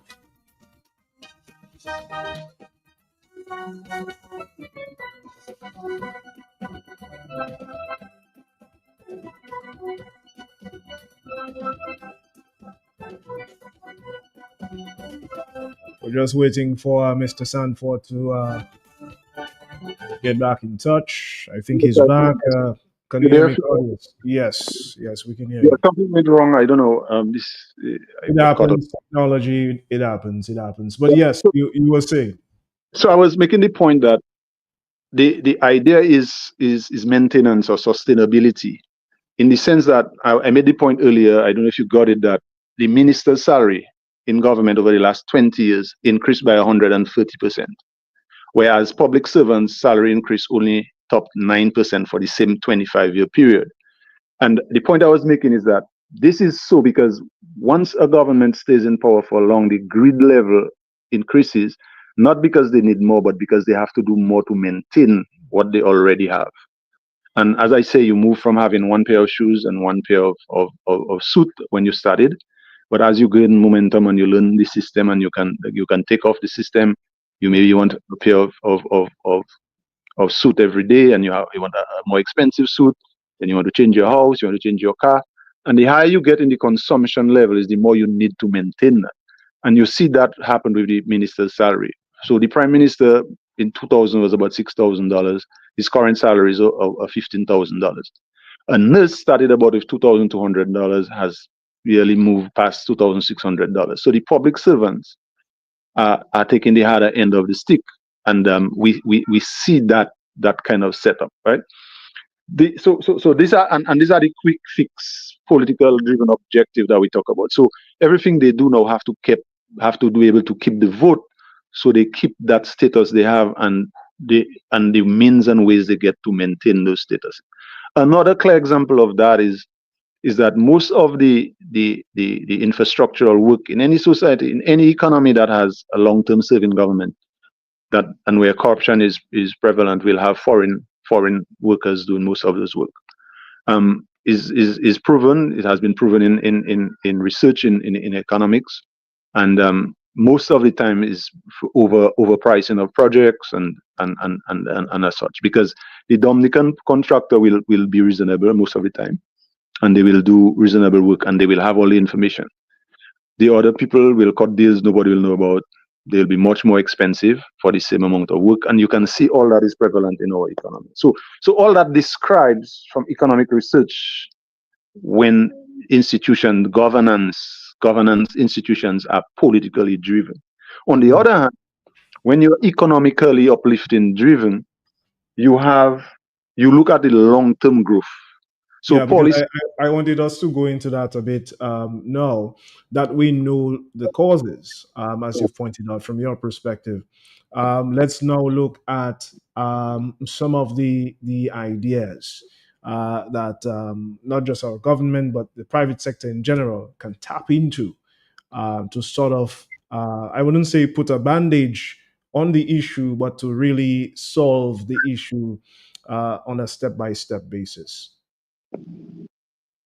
Yeah. So as and at the point I was making before we go into that, and I'll do my best to answer that question. I have that section there. Is that what you see is when you have a politically driven governance, you have quick fixes, right? And the high quality that you need to maintain in the private sector, it doesn't happen because the government usually they take over the private sector. So in the current government structure in Dominica, you have 70% of the economy is contributed to by the government, and only about 30% by the private sector. So you see a huge imbalance there. Now, how do you maintain people high-end skill training in the private sector that is so small? That cannot happen. So obviously you will have people live in the jurisdiction, live in the economy for better places. So that on both ends you see how the brain drain is derived there. Now, how do you fix that? Which is what the question you're asking.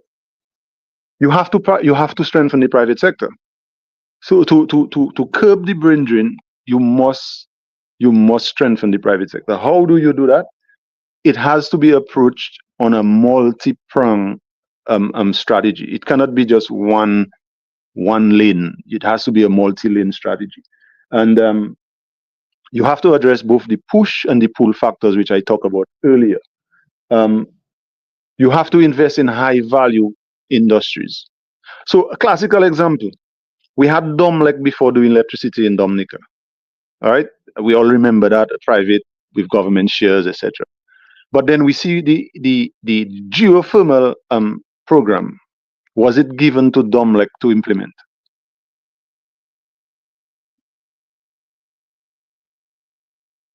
Richie, are you there with me still? Yes, I'm there. Yeah, so I was asking, with the geothermal project, we had Domlec as a private sector enterprise doing electricity in Dominica, but then with the geothermal, were they given the contract or the project to implement to get the geothermal energy going? No. So again, not to my knowledge either. All right, so the government had a heavy hand in this, and we see it having been successful. And if we go back and do analysis of the cost benefit analysis of the geothermal project, we'll hold our head and we'll scream.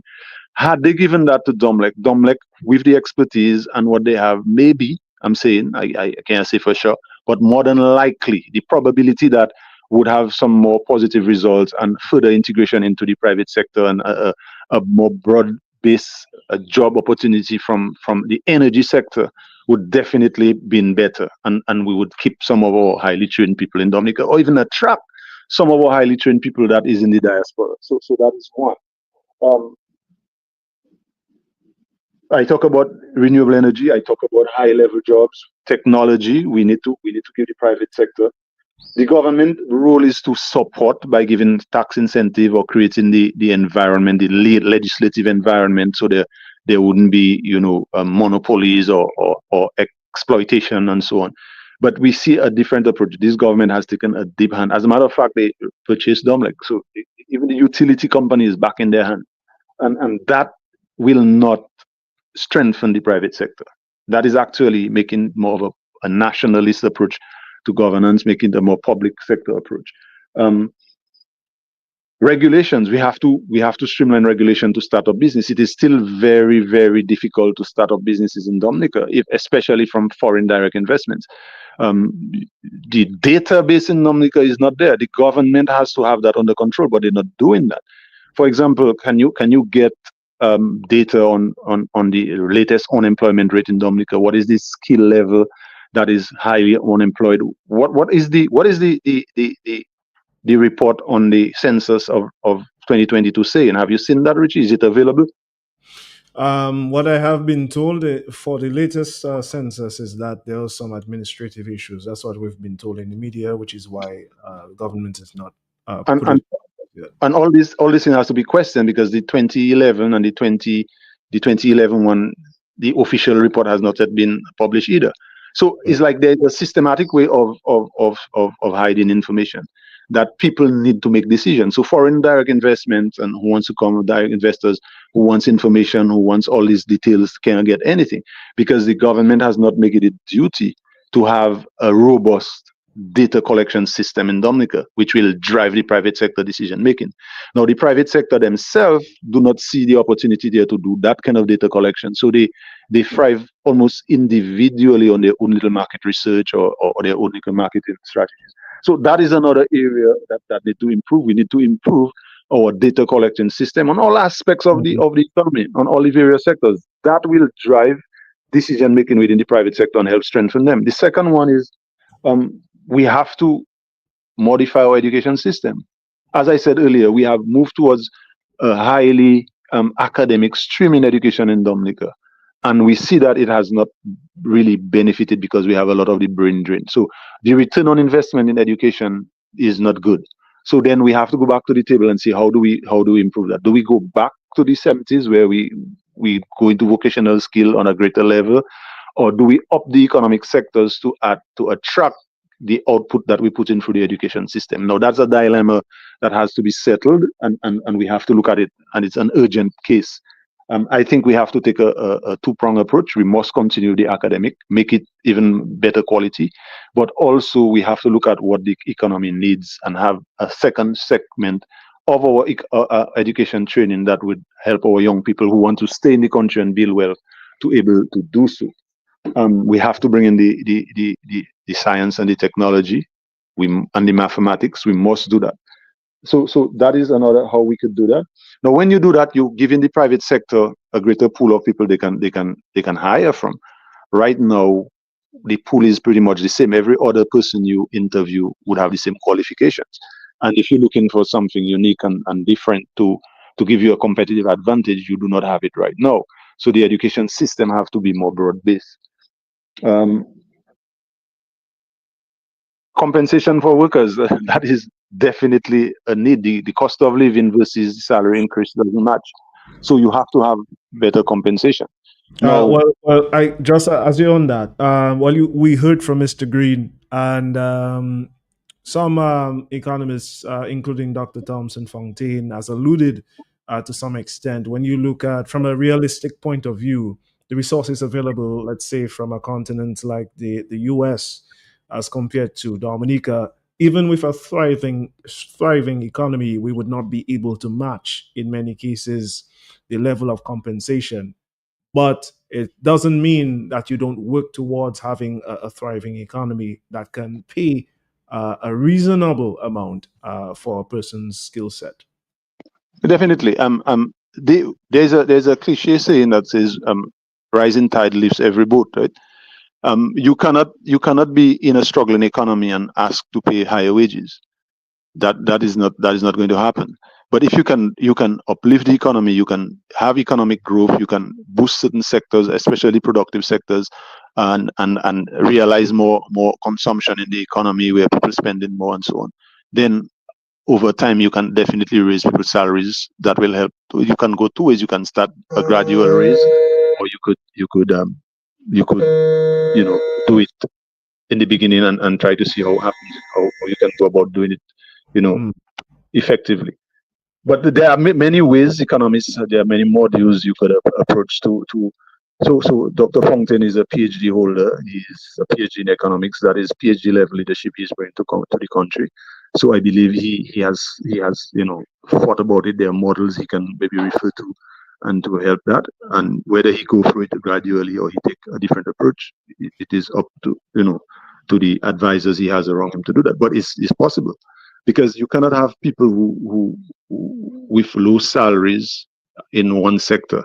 And again, and the analysis there is different. You can look at the reasons why this is so. Because if you have a government that is, as I say, politically driven, you want to employ as much as you can the people in the government sector to get those votes, right? So if you want to employ 1,000 people when you only need 100, you will have to pay them low wages.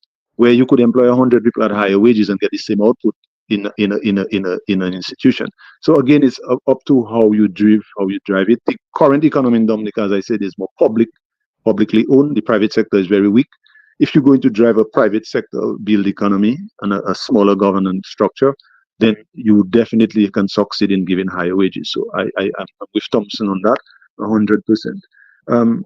The other area, you have to strengthen the government and the governance of the country and the infrastructure of the country. You have to look at, cutting off corruption.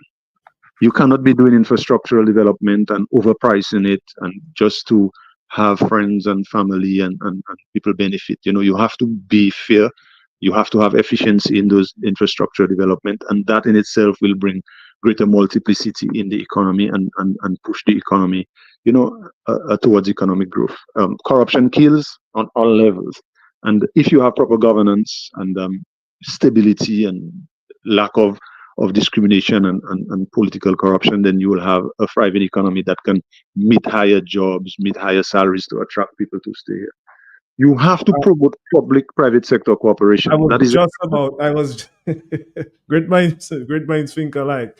I was just about to go into that. I was about to tell you, as in relation to strengthening governance, one could say there's a need for strong public-private partnerships.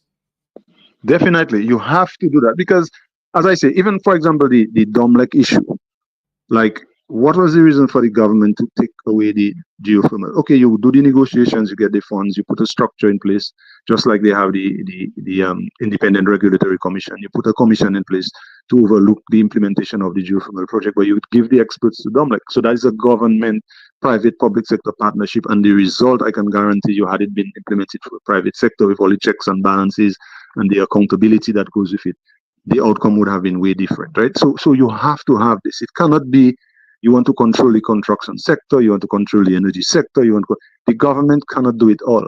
So you have to have strong cooperation between the private sector and the public sector. And this is some of the flaws that has happened over the last 20 years in governance that people are not talking enough about.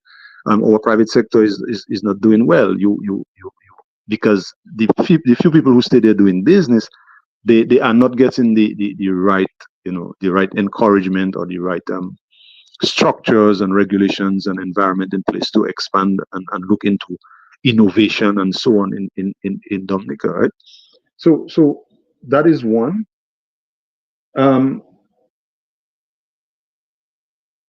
This, I'm saying all this, and I don't want to make it feel, I don't know what here and listen to me think it's all easy, like, a walk in the park. This thing requires long-term commitment. It wouldn't happen overnight, and the political cycle, as I said, we have to go back to having fixed dates of 5 years election. Let the political cycle go through, and you may have to have short-term losses politically, but the country and the legacy of the country have long-term gains. Like, people will see in the future that this thing is working out. For example, I heard the Prime Minister say that the World Creole Festival is one of the most successful things. That was a long-term vision of the United Workers' Party that they continued, and it's become one of the most successful cultural events in the country.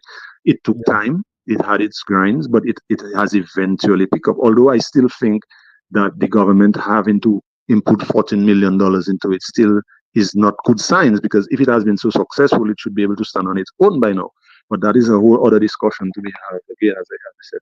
But this is basically what I would like to present this afternoon. I would like to say that the brain drain is a challenge, but it's also an opportunity to rethink how we build our economy. By investing in our people, fostering innovation, creating a place where talents want to stay, we can turn the tide of brain drain. We can bring some of our people back. It starts with collective action, businesses, government, and the communities working together to make our country a hub of opportunities. And I think we can do it. We have the resources to do it. We have the manpower to do it. We have the talent. We have the intelligence to do it. But we have to rethink how we do things. And maybe we have to start questioning even our political system that we inherited from the colonizers, and see, maybe a conversation has to be had about that. Why do we still have that, that two-party, three-party kind of divisive approach to our collective development? Can we come up with a different model? And that is another conversation, again, Farrell, to be had. We can have ideas and discussion on that. But I will stop there for now. If you have any questions for me. Well, in relation to the public, we'll pose that to the public. We are on time, but we can go over a little bit. Let's take a few calls. Callers, you can call in at this time, and let's engage.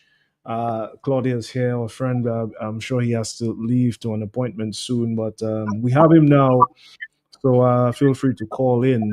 We're talking advancing the private sector in the face of a shrinking human resource base. Caller, you're live. Yes, good afternoon. Good afternoon, my friend. Yeah, Richie, I want to congratulate Mr. Sanford for his excellent presentation. Yeah. It's very realistic, and it's very bold, because people are afraid to go towards the political problem, because people say, "Oh, you're playing politics," and those kinds of stories.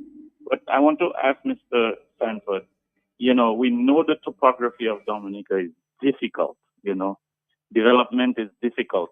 I don't know if that's how correct that statistic is, but I've heard something like only 12% of Dominica is suitable for housing.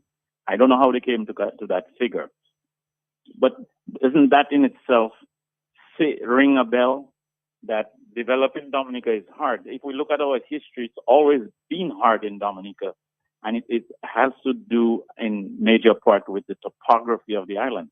We got all these mountains that determine how many police stations we must have, how many schools that we must have. And the comparison is with Antigua, for example, where you need less schools because it's easier to get the kids from. You don't have to cross them over a big mountain to get to that school. So I'm just saying all that to say, is there a reality where Dominica is very difficult to develop? And does that factor, indeed and in fact, frustrate politicians who just say, to hell with it, I'm just going to enrich myself, to hell with the people? Thank you. I must say that's a very good question, and it's something I have thought about as well. And I will just take an example, which you touch upon as well, the education system, right? We have 65 primary schools in Dominica, or thereabout. And back in the days when the road network wasn't up to what it was, there was a need to have a primary school in almost every village, right? Now that the road network has improved, transportation has massively improved from the big 3-ton trucks to now, luxury cars and so on our roads, and the government subsidizing transportation for schools, etc., etc. I think we need to rethink whether we need 65 primary schools. So, for example, in the Kalinago territory, I think we need just one comprehensive secondary school. In the French, they have the education zone. So you have the primary school, the secondary school, and even the tertiary college in one location. And you have a massive traffic and thing happening there. I just think it is difficult, the topography is, but we have to rethink how we approach development. And sometimes I usually go back. We inherited the economic and the political system from the oppressors, I call them, or the colonizers. And we have not made so much structural changes to that. And for two reasons, because it has this political side as well. Like if we can build a new primary school in each village, we have a trophy to advertise during the political campaign. Whereas if we bring schools together, we might ruffle a few feathers and we lose some votes. And but in the end, the efficiency and the long-term benefits of having to lose a few votes to get some more efficient systems in place, I believe is quite worth it. And that again goes back to the point I made earlier, Richie, about the politically driven objectives and the economically uplifting objectives, the governance structure of those two approaches. So yes, my answer to your question is yes, it is difficult, but we have solutions if we do things differently and we approach the problems with a different mindset. There's no need to have 65 primary schools around Dominica. I mean, there's a primary school in my constituency that have about 40 students, but they have about 2 teachers. That is inefficient. I know you want to keep the teachers a job, is maybe a vote you have, but is it sustainable? Is it bringing the returns that you want on investment in education? And this is the kind of leadership I believe Dominica needs to transform the economic thinking and create a more sustainable long-term economy for the country. And so, well said. I appreciate your perspective on this. Um, so we're talking about the approach, right?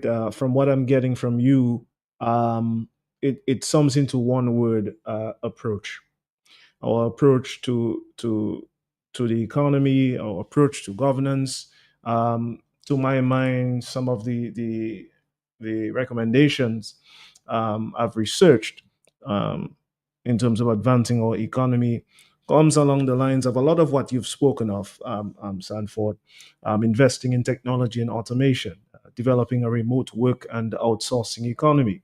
And Dr. Fontaine has made public some plans from a policy level to actually boost the knowledge-based economy and tap into that market because it's huge. It's actually since COVID it has been expanding. Attract and retain talent. We're talking about retaining the youth. We spoke to Mr. Green about that. He gave his perspectives on that as a businessman, supporting entrepreneurship and MSMEs, and you touched on that, strengthening the private sector, increasingly important, focusing on high value, low labor sectors. Green touched on that, and you did as well. You further elaborated. And we also touched on public private partnerships. And I think that too is extremely important.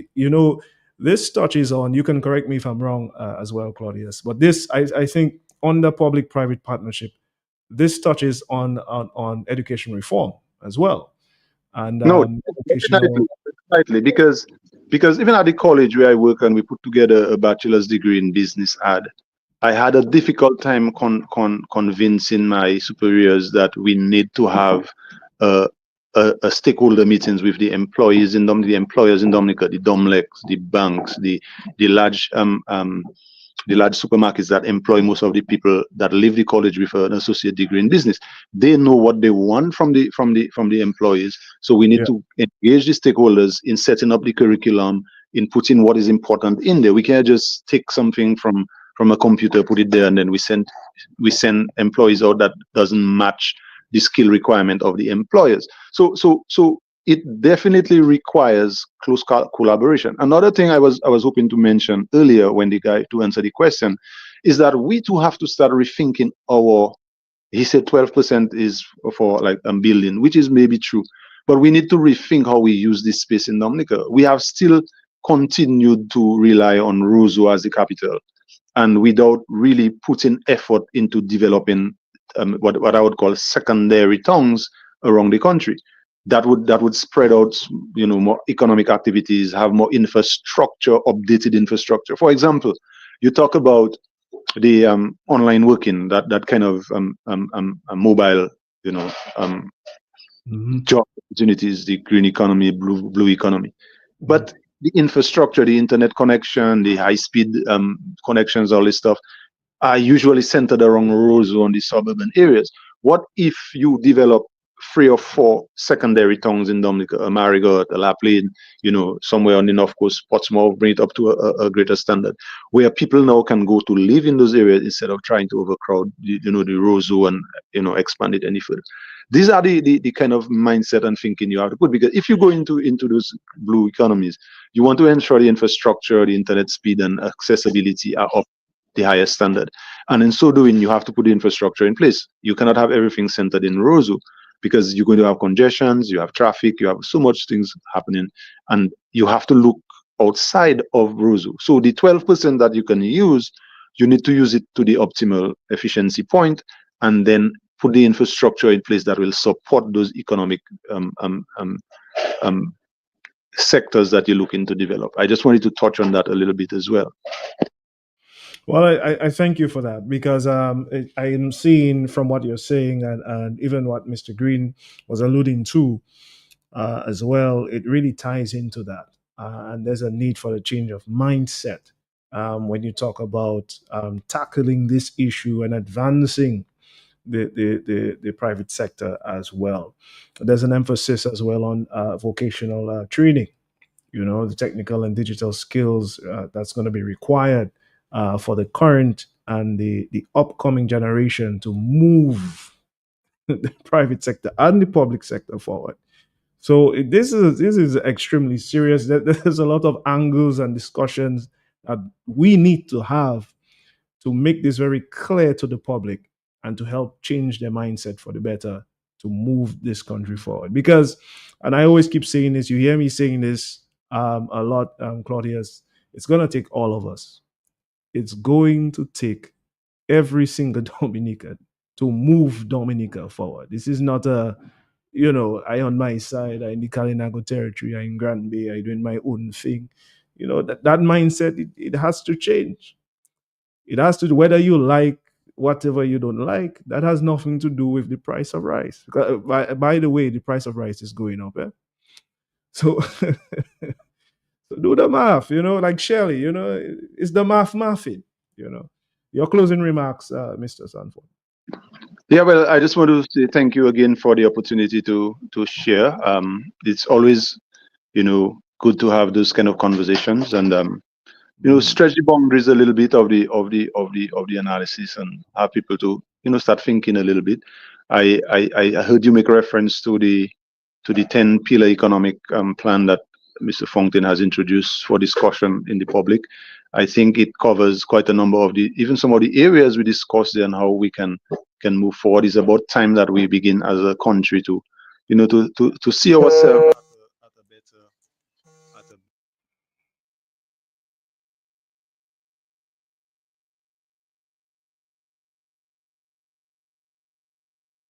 Yeah, Mr. Sanford. Anytime. Yeah, I think we got you back. We got you back. Yeah, so I was saying thanks for the opportunity to share my learning with you, and feel free to contact me anytime. It's a good conversation to have. Well, yes, like I said, I do plan to engage you again. You're a great resource, and this is a fact. And so it's very public knowledge that I engage everyone. I engage everyone for the benefit of this country because I live here. I want to enjoy living here more. And so all ideas must contend. Claudia Sanford, thank you for being an amazing man of the soil and really taking the time out. Like Mr. Green, we thank him as well from, you guys have such busy schedules. So thanks a lot. I will be reaching out to you privately. We will speak and move this conversation forward. Yeah, thank you. Have a good one. Yeah, bye. You too, my friend. Yeah, bye. All right, ladies and gentlemen, this has been another edition of Talk on the Block. It is Thursday, and you just heard from our guest, Claudia Sanford.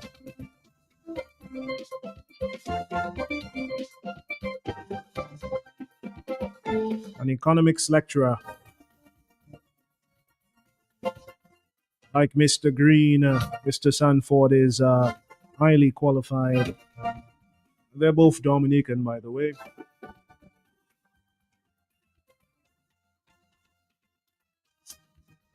And we're talking advancing the private sector in the face of a shrinking human resource base. This is serious. You can bet. As long as I am given the opportunity, we'll be doing another edition of this topic. We also thank Kenneth Green for coming in and speaking on our shrinking population and the shrinking of the human resource base and how that is affecting the economy. We appreciate you, brother. Good afternoon to Petra. Good afternoon to Irvin Joseph, Gerald Dorset.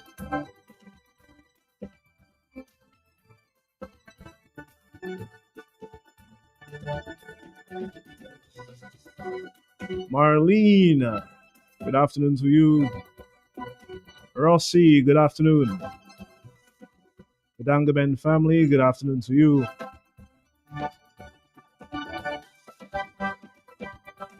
Gwyneth Latouche, good afternoon to you. Ivinia, wow, it's been a full day. As you can imagine, I am very tired.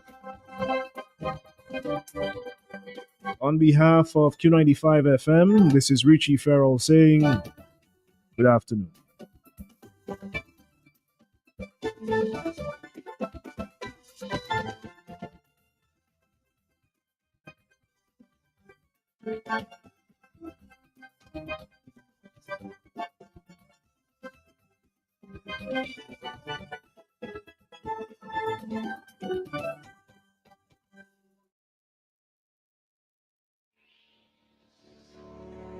Great news for moms, dads, retailers, and wholesalers. At Eastside Trading Limited, we're proud to bring you the world-famous Giggles brand of baby and adult care products trusted around the globe, now right here in Dominica. From diapers to pull-up pants and gentle wet wipes, Giggles is quality you can count on at unbeatable prices. Our Giggles baby diapers are soft, comfy, and leak-proof, keeping your little one dry and happy, whether it's playtime or nap time. Available in the following sizes: size 2, 10 pieces, size 3, 9 pieces, size 4, 8 pieces, and size 5, 7 pieces. With stretchable side airs, ultra soft layers, and a super absorbent core, they're made for movement and mess-free days. And our baby pants, they're just as comfy, perfect for active toddlers. Giggles Baby Pants, available in sizes 3, 4, 5, and 6. Need wipes? Try our Giggles Baby Wipes. Gentle on delicate skin, strong on messes. And for adults, Giggles Adult Diapers and Pull-Ups offer the dignity and comfort your loved ones deserve. What sizes and prices to suit every need. Extra large, large, medium, and small. Giggles Adult Pull-Up Pants. Extra large, large, and medium. So whether you're shopping for your family or stocking your store, Ether Trading Limited through our Giggles brand of products has you covered. Giggles, comfort and love packaged together. Available at Ether Trading Limited. We are making a difference for you.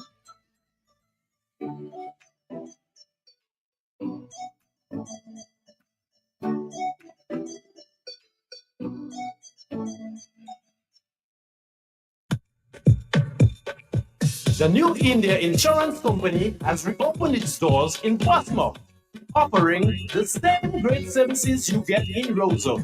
Motor vehicle insurance, home and business owners, fire and related perils, public liability, and so much more. Come, visit us today for insurance with